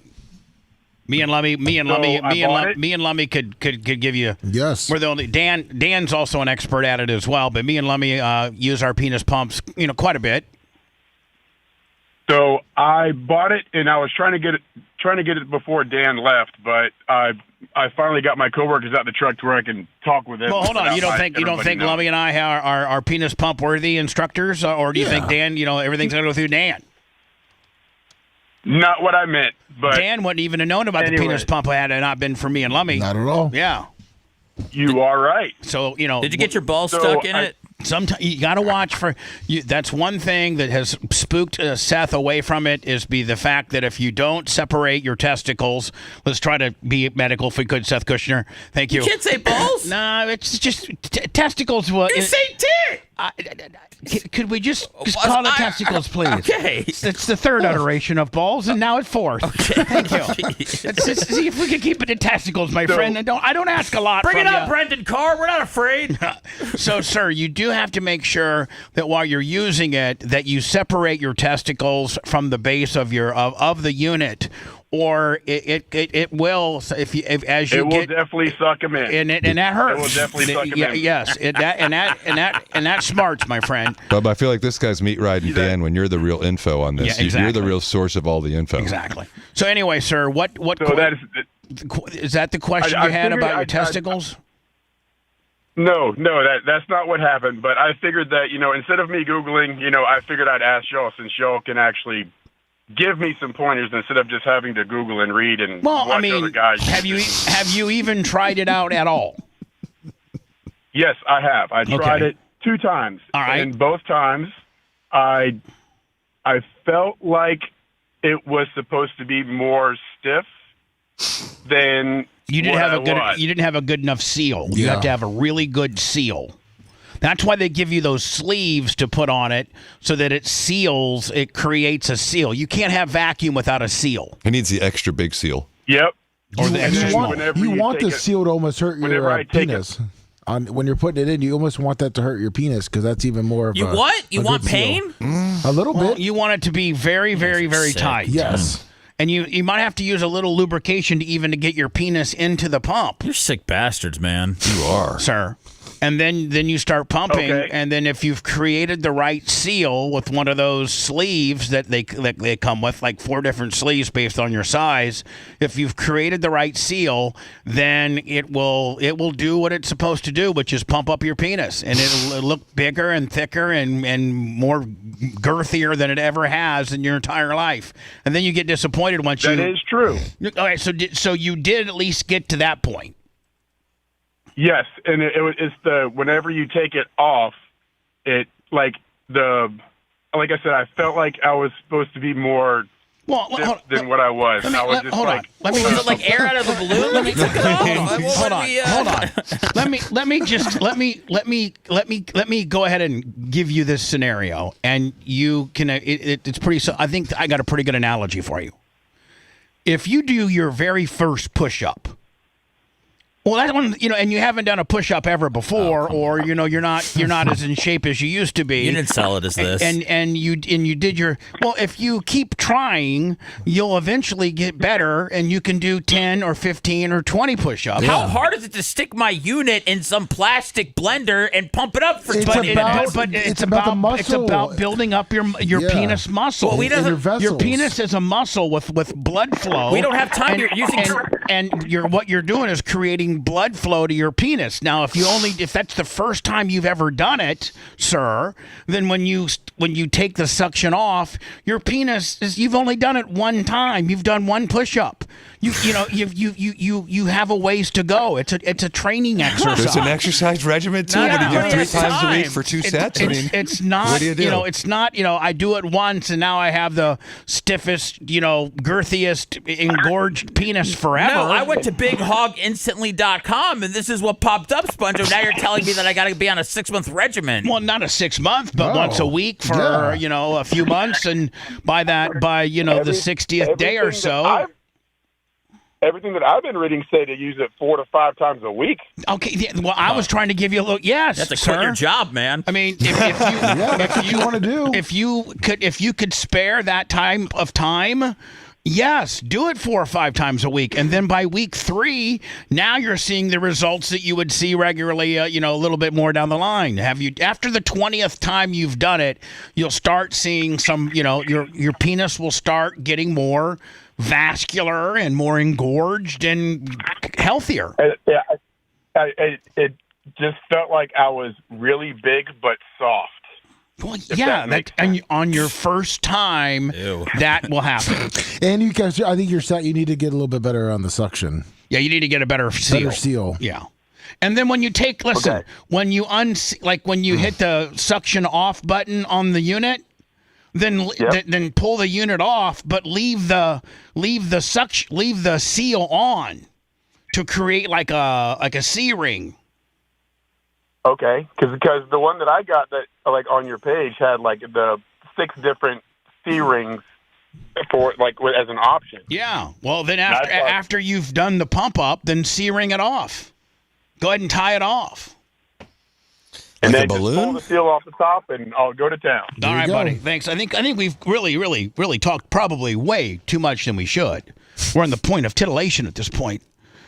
When asked what president did Trump talk to, Trump either didn't talk to anybody or he talked to Bill Clinton, because after Bill Clinton is brought up, he just completely shuts down. I just want to ask you about something very interesting that you said twice today. That you talked to another former president about the Iran strikes. I did. Was it? I did. W. Bush? No. Was it Bill Clinton? I don't want to say. Hold on. Now, Jay, you have deposed hundreds of people. You know when people are telling the truth and are avoiding questions and what have you, just because that's the art of deposition. That's the art of asking questions in a legal type setting, and you're a master at that. So when a guy says a direct no, was it George W. Bush? No. Right. Was it Bill Clinton? I don't want to say. You just said it. He did. Right? He did. Which, let me, goes back to what we speculated, that it was, Bill. Yep. He didn't deny it. No, he did. I'm gonna run this again. Listen. You talked to another former president about the Iran strikes. I did. Was it George W. Bush? No. Quick no. Well, and look at the body language. Quick no with a head down. Now watch Bill. Was it Bill Clinton? I don't want to say. Head up, looking at the guy. I don't want to say. I don't want to say. Because a member of a party. See, maybe that's what we need. Maybe that's what we need is an elder statesman like Bill Clinton, who's still very much an elder statesman in the Democratic Party. Like him and Trump getting along a little bit, and people see this. He may have been the best president of my lifetime, which is hard to say out loud other than Ronald Reagan. And you didn't appreciate Bill Clinton until after he was gone. Correct. And the mess that happened afterwards. The way he handled our domestic policy with the Contract America, with Newt Gingrich, and he actually balanced our budget and reduced the deficit to zero. We have a $36 trillion deficit. It was zero when he left office. And we had no wars. And I mean, he didn't win the majority because of Ross Perot, and the way he was just a charismatic guy. But the way he ran the government, he did a pretty damn good job. They have Trump derangement syndrome, but it's somebody that happens to like me, and I like that person who's a smart person. But that person said, I wish I did it. Okay, but I don't want to get into I don't want to get him into trouble. Maybe, hey, you know what? Yeah, I think you probably know. It's interesting. And maybe he'd be proud. And I could even ask him that. Would you like me to reveal your name to Peter at 5? Hey, it's Bill Clinton. How you doing, Don? I just want to let you know, Bill, that in a roundabout way, this 2C guy started asking some questions. I just want to let you know, do I have your permission just to go ahead and say it was you, Bill? I mean, it'd really help me out with the demos. I'm just saying. But isn't it a good thing, actually, like Seth's saying? I mean, isn't it a good thing if our past presidents are actually communicating with each other and talking about past experiences? It's a war with a real tricky situation with the straight and how they're handling George W. won't even talk to him. Yeah, I don't. I've heard that they're not friendly. Well, at least you have high ratings. Your ratings are through the roof, Peter. Yes, thank you for noticing. Congratulations. Thank you for noticing. Did Peter Ducey have some good ratings or something like that? Yeah, Ducey's he's like the number one guy, man. He's always getting the good stuff from Trump. Yeah. A man pleaded guilty today to incest and registration violations. Officials say 58-year-old Troy Pimpkin admitted in court to incest involving a disabled adult victim. We're told the incident happened in 2023. He was sentenced to 2 consecutive terms of 21 to 38 months each and is required to register. Now, hold on. Incest, isn't that somebody that's related to you? Yes. Okay. And like it's somebody that's fairly like I don't think incest like is like your fourth cousin or anything like that. Like it's somebody. It's like within a gender. I mean, like it's close, isn't it? I think it's usually brother, sister, first cousins. And this person is mentally handicapped or is a disabled person? They're disabled, yes. Admitted in court to incest involving a disabled adult victim. We're told the incident happened in 2013. I wonder what they did. Like, did he take grandma and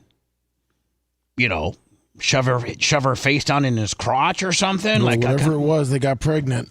For real? Yeah. Oh, does it say that in the article? It says resulted in the pregnancy of the victim. He was sentenced to 2 consecutive terms of 21 to 38 months each and is required to register as a sex offender. The court also issued a permanent no-contact order with the victim. No other details. That's 4 years, dude. That's it? And here's the deal. Like, that's it? In Superior Court, Pipkin admitted to 1 count of incest, a Class F felony under North Carolina law involving a disabled adult victim. Officials said in the incident, which occurred in 2023, resulted in the pregnancy of the victim. Additionally, Pipkin pleaded guilty to 7 counts of felony failure to register as a sex offender.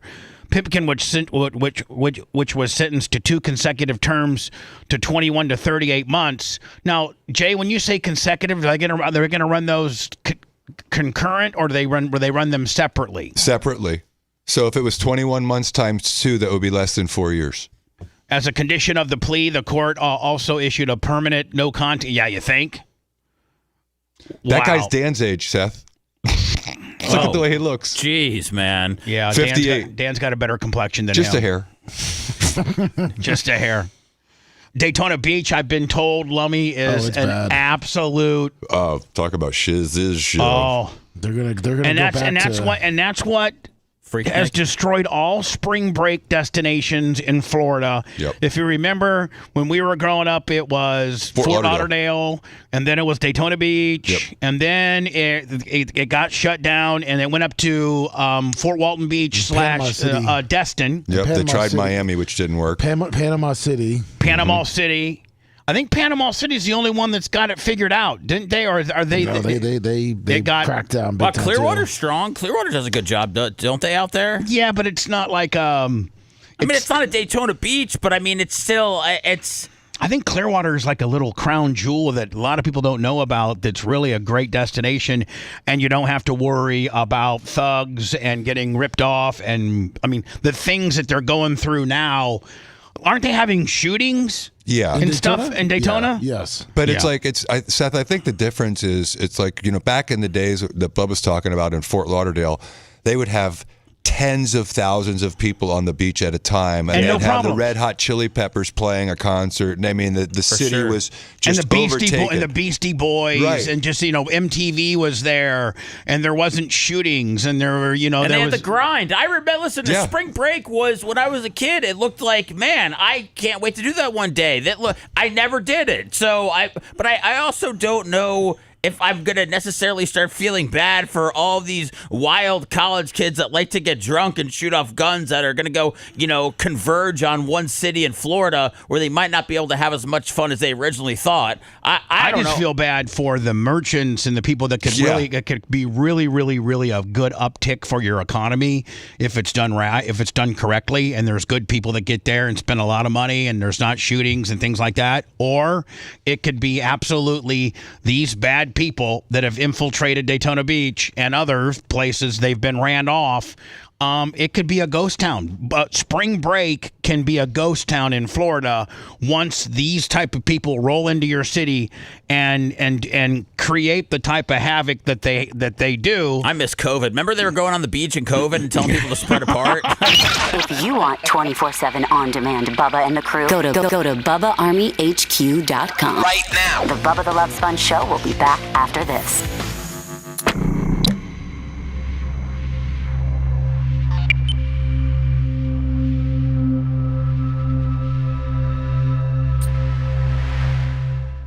Oktoberfest in October, so they have a fall promotion. Does anybody live in Daytona though? Like, I feel like it's like not a. No. I don't feel like anybody ever takes up residence there. But you know, Bubba, I think Bike Fest and Oktoberfest are less unruly than this is. No, but there's right. Like the spring break's gotten worse than Bike Fest. Horse shooting since Friday. And I want to see, are they college kids? Here we go. Weekend of chaos and shootings at Daytona Beach. Please tell us, Erica. Weekend. All right, here we go. So we're gonna play that next.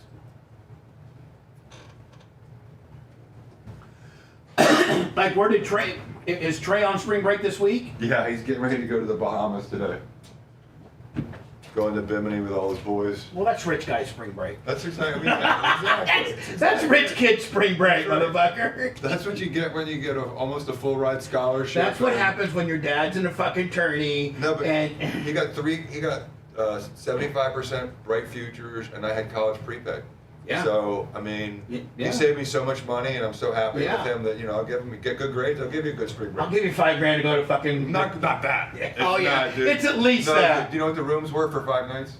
$800 a night total. Oh, per kid. But that's 800 times 4. There's 4 kids in the room, so they're doing just fine. Okay. But that includes a breakfast, and what I mean.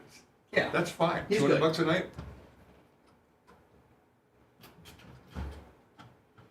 Yeah, I went to Daytona Beach. Hi, Snook Slayer. I just want to tell Snook Slayer, I'm sorry for yelling at you about that Dark Match Steve gimmick. I hope that you aren't mad at me anymore. Craft 303, 71 months. Yeah, actually, Grant and I stayed at Grant's girlfriend's parents' house at Daytona Beach in spring break. Pretty good. Kind of a slow day today, Lummy. Sure is. Come on, everyone. I don't think I got one PayPal today. We got a couple cash apps, a couple super chats. Yeah, it's done. It's official. Over. For Christmas. Hopefully we sold some merch. That's a good way to. Don't forget your merch number figures into your total.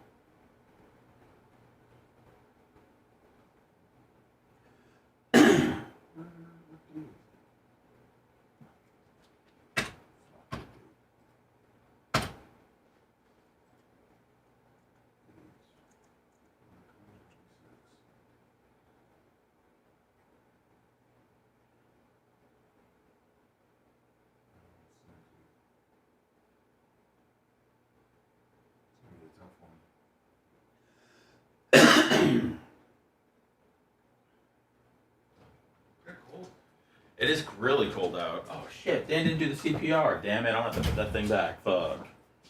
Fuck shit, fuck. Sure did, Dynamite Dawn. Thank you, Greg. Greg D, $20, hates slow days. Thank you, Greg D. Are you taking that punching bag, guy? Bob? Yeah, we're taking him. Nah, we should leave him, man. Let me do a Facebook curb alert. Bless you. Bless you. Fuck, Lummy, that was intense. That'll scare your child. I'm sorry.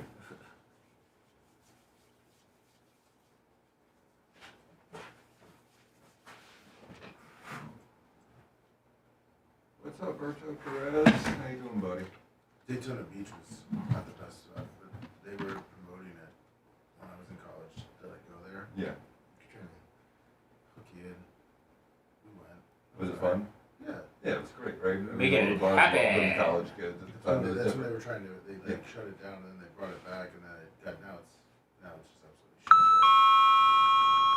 Well, they tried to do it in Miami, what they were doing is staying in their cars and staying up all night long after COVID. So what they did was impose like a big tax if you went across the bridge. It was like $100 a day or something, and that pretty much. Yeah, because it was just a bunch of like residents from around Miami. Exactly. From inland. And then they also started being not stupid, but like scheduling because they had that Black College reunion in Daytona Beach at the same time as spring break. A couple times. Memorial Days like that. The Black College reunion things like gets a lot of people there. Mm-hmm. What's up, Attack of the Dog? Sorry, group of thanks.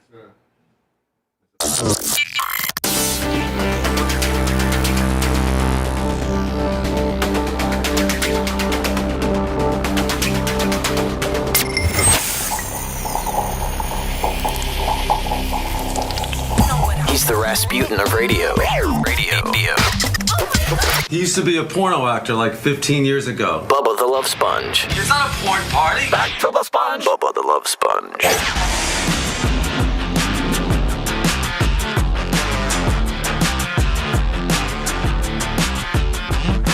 Clem Kush today, 10:15, 10:20. It'll be live on Twitch. At the Bubba Army on Twitch, live on Twitch, but then it disappears. You can only watch it as it's happening. It'll always live forever long that we have our YouTube channel at the Bubba Army. Everything's at the Bubba Army. YouTube, Facebook, Twitch, X, Instagram. Also, BubbaArmyHQ.com. Again, BubbaArmyHQ.com or our Facebook page at The Bubba Army. Or if you go to Bubba 411, it will show you everywhere to go. Yeah, Bubba. Can you send me a link to the Bubba 411? Is that where we're using them from some stuff? Of chaos and shootings in Daytona Beach. Please tell us there have been 4 shootings since Friday. See, here's the difference, Jay. When we rolled around the mentality, when we were 18 on spring break 1920, you were at Florida State. I flunked out of Indiana State. But, we didn't have the mentality, and people we hung out with, and even African Americans or Mexicans or white people or men or women or fat or skinny, we weren't as shootings weren't as prevalent as they are in today's society. I don't know if it's because these kids have grown up with, Grand Theft Auto and real life, reality based, shoot 'em up games and Call of Duty and shootings comes more natural. I don't know. I don't know, but we live in the younger generation shoot way more than we did. It would be unheard of to go to a spring break when our age and there be 4 shootings over the weekend. You're 100%. The only people I knew with guns at Florida State were hunters, and they were so careful about where they kept their guns, and they never brought them out. And the only time you saw them was at 3 a.m. when they were getting ready to go hunting and packing up their cars. I never saw a handgun in college, not once in my entire life. Neither did I. Beach, please tell us there have been 4 shootings since Friday. We also have video of thousands of people. Hold on, 4 shootings since Friday. Running on the beach, and law enforcement from multiple agencies working to control the crowds. Channel 9 Volusia County reporter Demi Johnson has new details. What schools are going there? There were no FAMU. Bethune-Cookman. People still travel from out of state. I feel like Daytona is still a destination for people that haven't checked up on spring break destinations in the last 35 years. I think so. I think there's a part of that, too. There's certainly a portion of that. Shootings on the beach, but there have been 4 shootings, according to police here in Daytona Beach. 2 of those I guarantee you there hasn't been any shootings on Clearwater Beach. No, and you also, one of the things was they used to allow you to drink on the beach back in the day. There's no drinking on the beach in Clearwater. I assure you there's cops walking up and down that beach making sure you're not drinking. Happening on the beach side, one here on Main Street, the other on Seabreeze, both of the city's main tourist districts. Oh my God, what is going on? This video was shot from a balcony above the beach. And again, when responsible people go to the beach, they don't bring a gun. and they just hang out at the beach and play their volleyball and go out into the water a little bit and try to surf and look for hot chicks wearing bikinis, and maybe you're live on your Instagram, maybe you're live on your whatever the hell. But, like... I don't want to stereotype, but we got drunk college kids here. It feels, But drunk college kids back in the day didn't carry handguns with them in order to be able to shoot anybody. Also, you guys weren't streaming 24/7 on Kick and on Twitch and on Rumble. I mean, there's a lot we didn't have an audience to shoot. A lot of different things at play here. Yeah, but you know what? It was also a time where if there was any aggression between men, you wrestled it out on the beach. Tom Bean told me one of the best stories ever he did when he was at an event, a corporate event, where someone called him out on it. And I remember spring breaks where that's what happened. Anyone in your fraternity that would call and crap on you, you'd say, okay, let's do this right in front of 25 people, 100 people. You wrestled it out. I never saw anyone bring a gun to anything. No. I mean, there might be some fists flying. Oh, I put some people's face in the sand. Yeah, but nobody got killed. But it was funny. It was literally, it was you were laughing. And here's the deal, man. Then there was a little bit of gamesmanship, meaning after you beat the guy up, after you took him down and ground his face into the sand. Yeah. You guys made out. No, but you let him up, and then you kind of just went your way. You bought drinks for each other. They were your fraternity brother. I mean, it wasn't a fight. It was a wrestling match. Now they bring a gun, and then people are running up and down the... At the Ocean Walk Resort, you can see thousands of people running down the beach, and law enforcement from multiple agencies spread out across the sand working to control the crowds. Does it feel like family-friendly vacation that you guys are used to, or? Absolutely not. I've never seen anything like this, ever. Kissy Dorito is in town with her. Hold on, Casey Dorito. I love it. I did too. Seth, that's our new female we hire, Casey Dorito. Uncle Eric, 25. Great on-air name. Emilian says the chaos also spilled out onto the street and on A1A. Twerking, dancing, stopping traffic, cussing people, flipping people off, stopping everyone, screaming. It was insane. Stopping traffic. Seth, this is that person that has not done their research on what it's like in Florida for spring break that you were talking about. Yes. That white couple from Iowa that are a little bit behind the times and thought that bringing their family down to Daytona Beach would be a great idea. Last time she checked in on Daytona Beach, it was 1992, and Daisy Fuentes was at the spring break house. That you called, you actually, Kennedy. the last talk break, you called this very same woman out. Did you not? I think you I did. You couldn't move. You couldn't go forward, back, nothing. Daytona Beach police say on Friday there was a fight at the Joint. Lummy, the Joint. We can drink, smoke, and dance. Right. Hell yeah. Bar on Seabreeze where a shot was fired. No one was hurt. An hour later, someone was shot in front of Crunch Fitness. Then on Saturday, there were 2 shootings beachside. One of them was on Main Street in front of Cruisin' Cafe. Dorito says what happened this weekend doesn't look good for the city. There was a poor guy that's never been to Florida in the elevator last night, and he was like, this is our first time ever in Florida. Yet another person that Seth described. He was like, should we pack up and leave? Police say all of the victims in the shootings are expected to be okay. They're still investigating whether these shootings were in relation to spring break or other events here in the city. Reporting in Daytona Beach, Demi Johnson, Channel 9 Eyewitness News. I sent you a video of how they... In a recent statement on social media, City Commissioner... What's that? Let me, you sent me I sent you a video of some people that were letting out their aggression on the beach nowadays, 2026. By the way, let me... that's not the way we did it. Yeah. No, hold on here. No. I hate seeing hair go fly. No, dude. Let me. You know what we did, Bubba? We did collegiate wrestling where cross faces were okay. You know what I mean? A cross face was legal. Frank Saliendo, Lummy pulled the nose up on the PayPal gimmick. Thank you so very much, Frank Saliendo. So we didn't go dry today. That's the Lummy. redneck, baby. This is not what we did, Lummy. This is not how Jay and his fraternity brothers fought it out when they just had a dispute in Fort Lauderdale back in '89. This is how they do it down in Daytona. Oh my God. There was 0 fisticuffs, no blows. It's a females? Yes. These are women. Oh my Lord. Let me just stop. Hold on. Let me just stop. Take a picture of that frame. And that's the problem.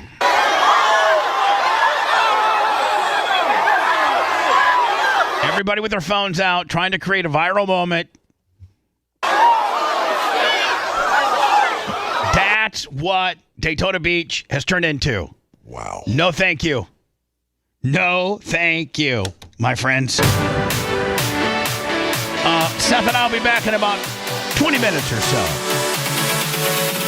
Clem Kush coming up next. Jay, appreciate you, my friend. Appreciate you, Bubba. Love me. Bye, Bubba. It's all right.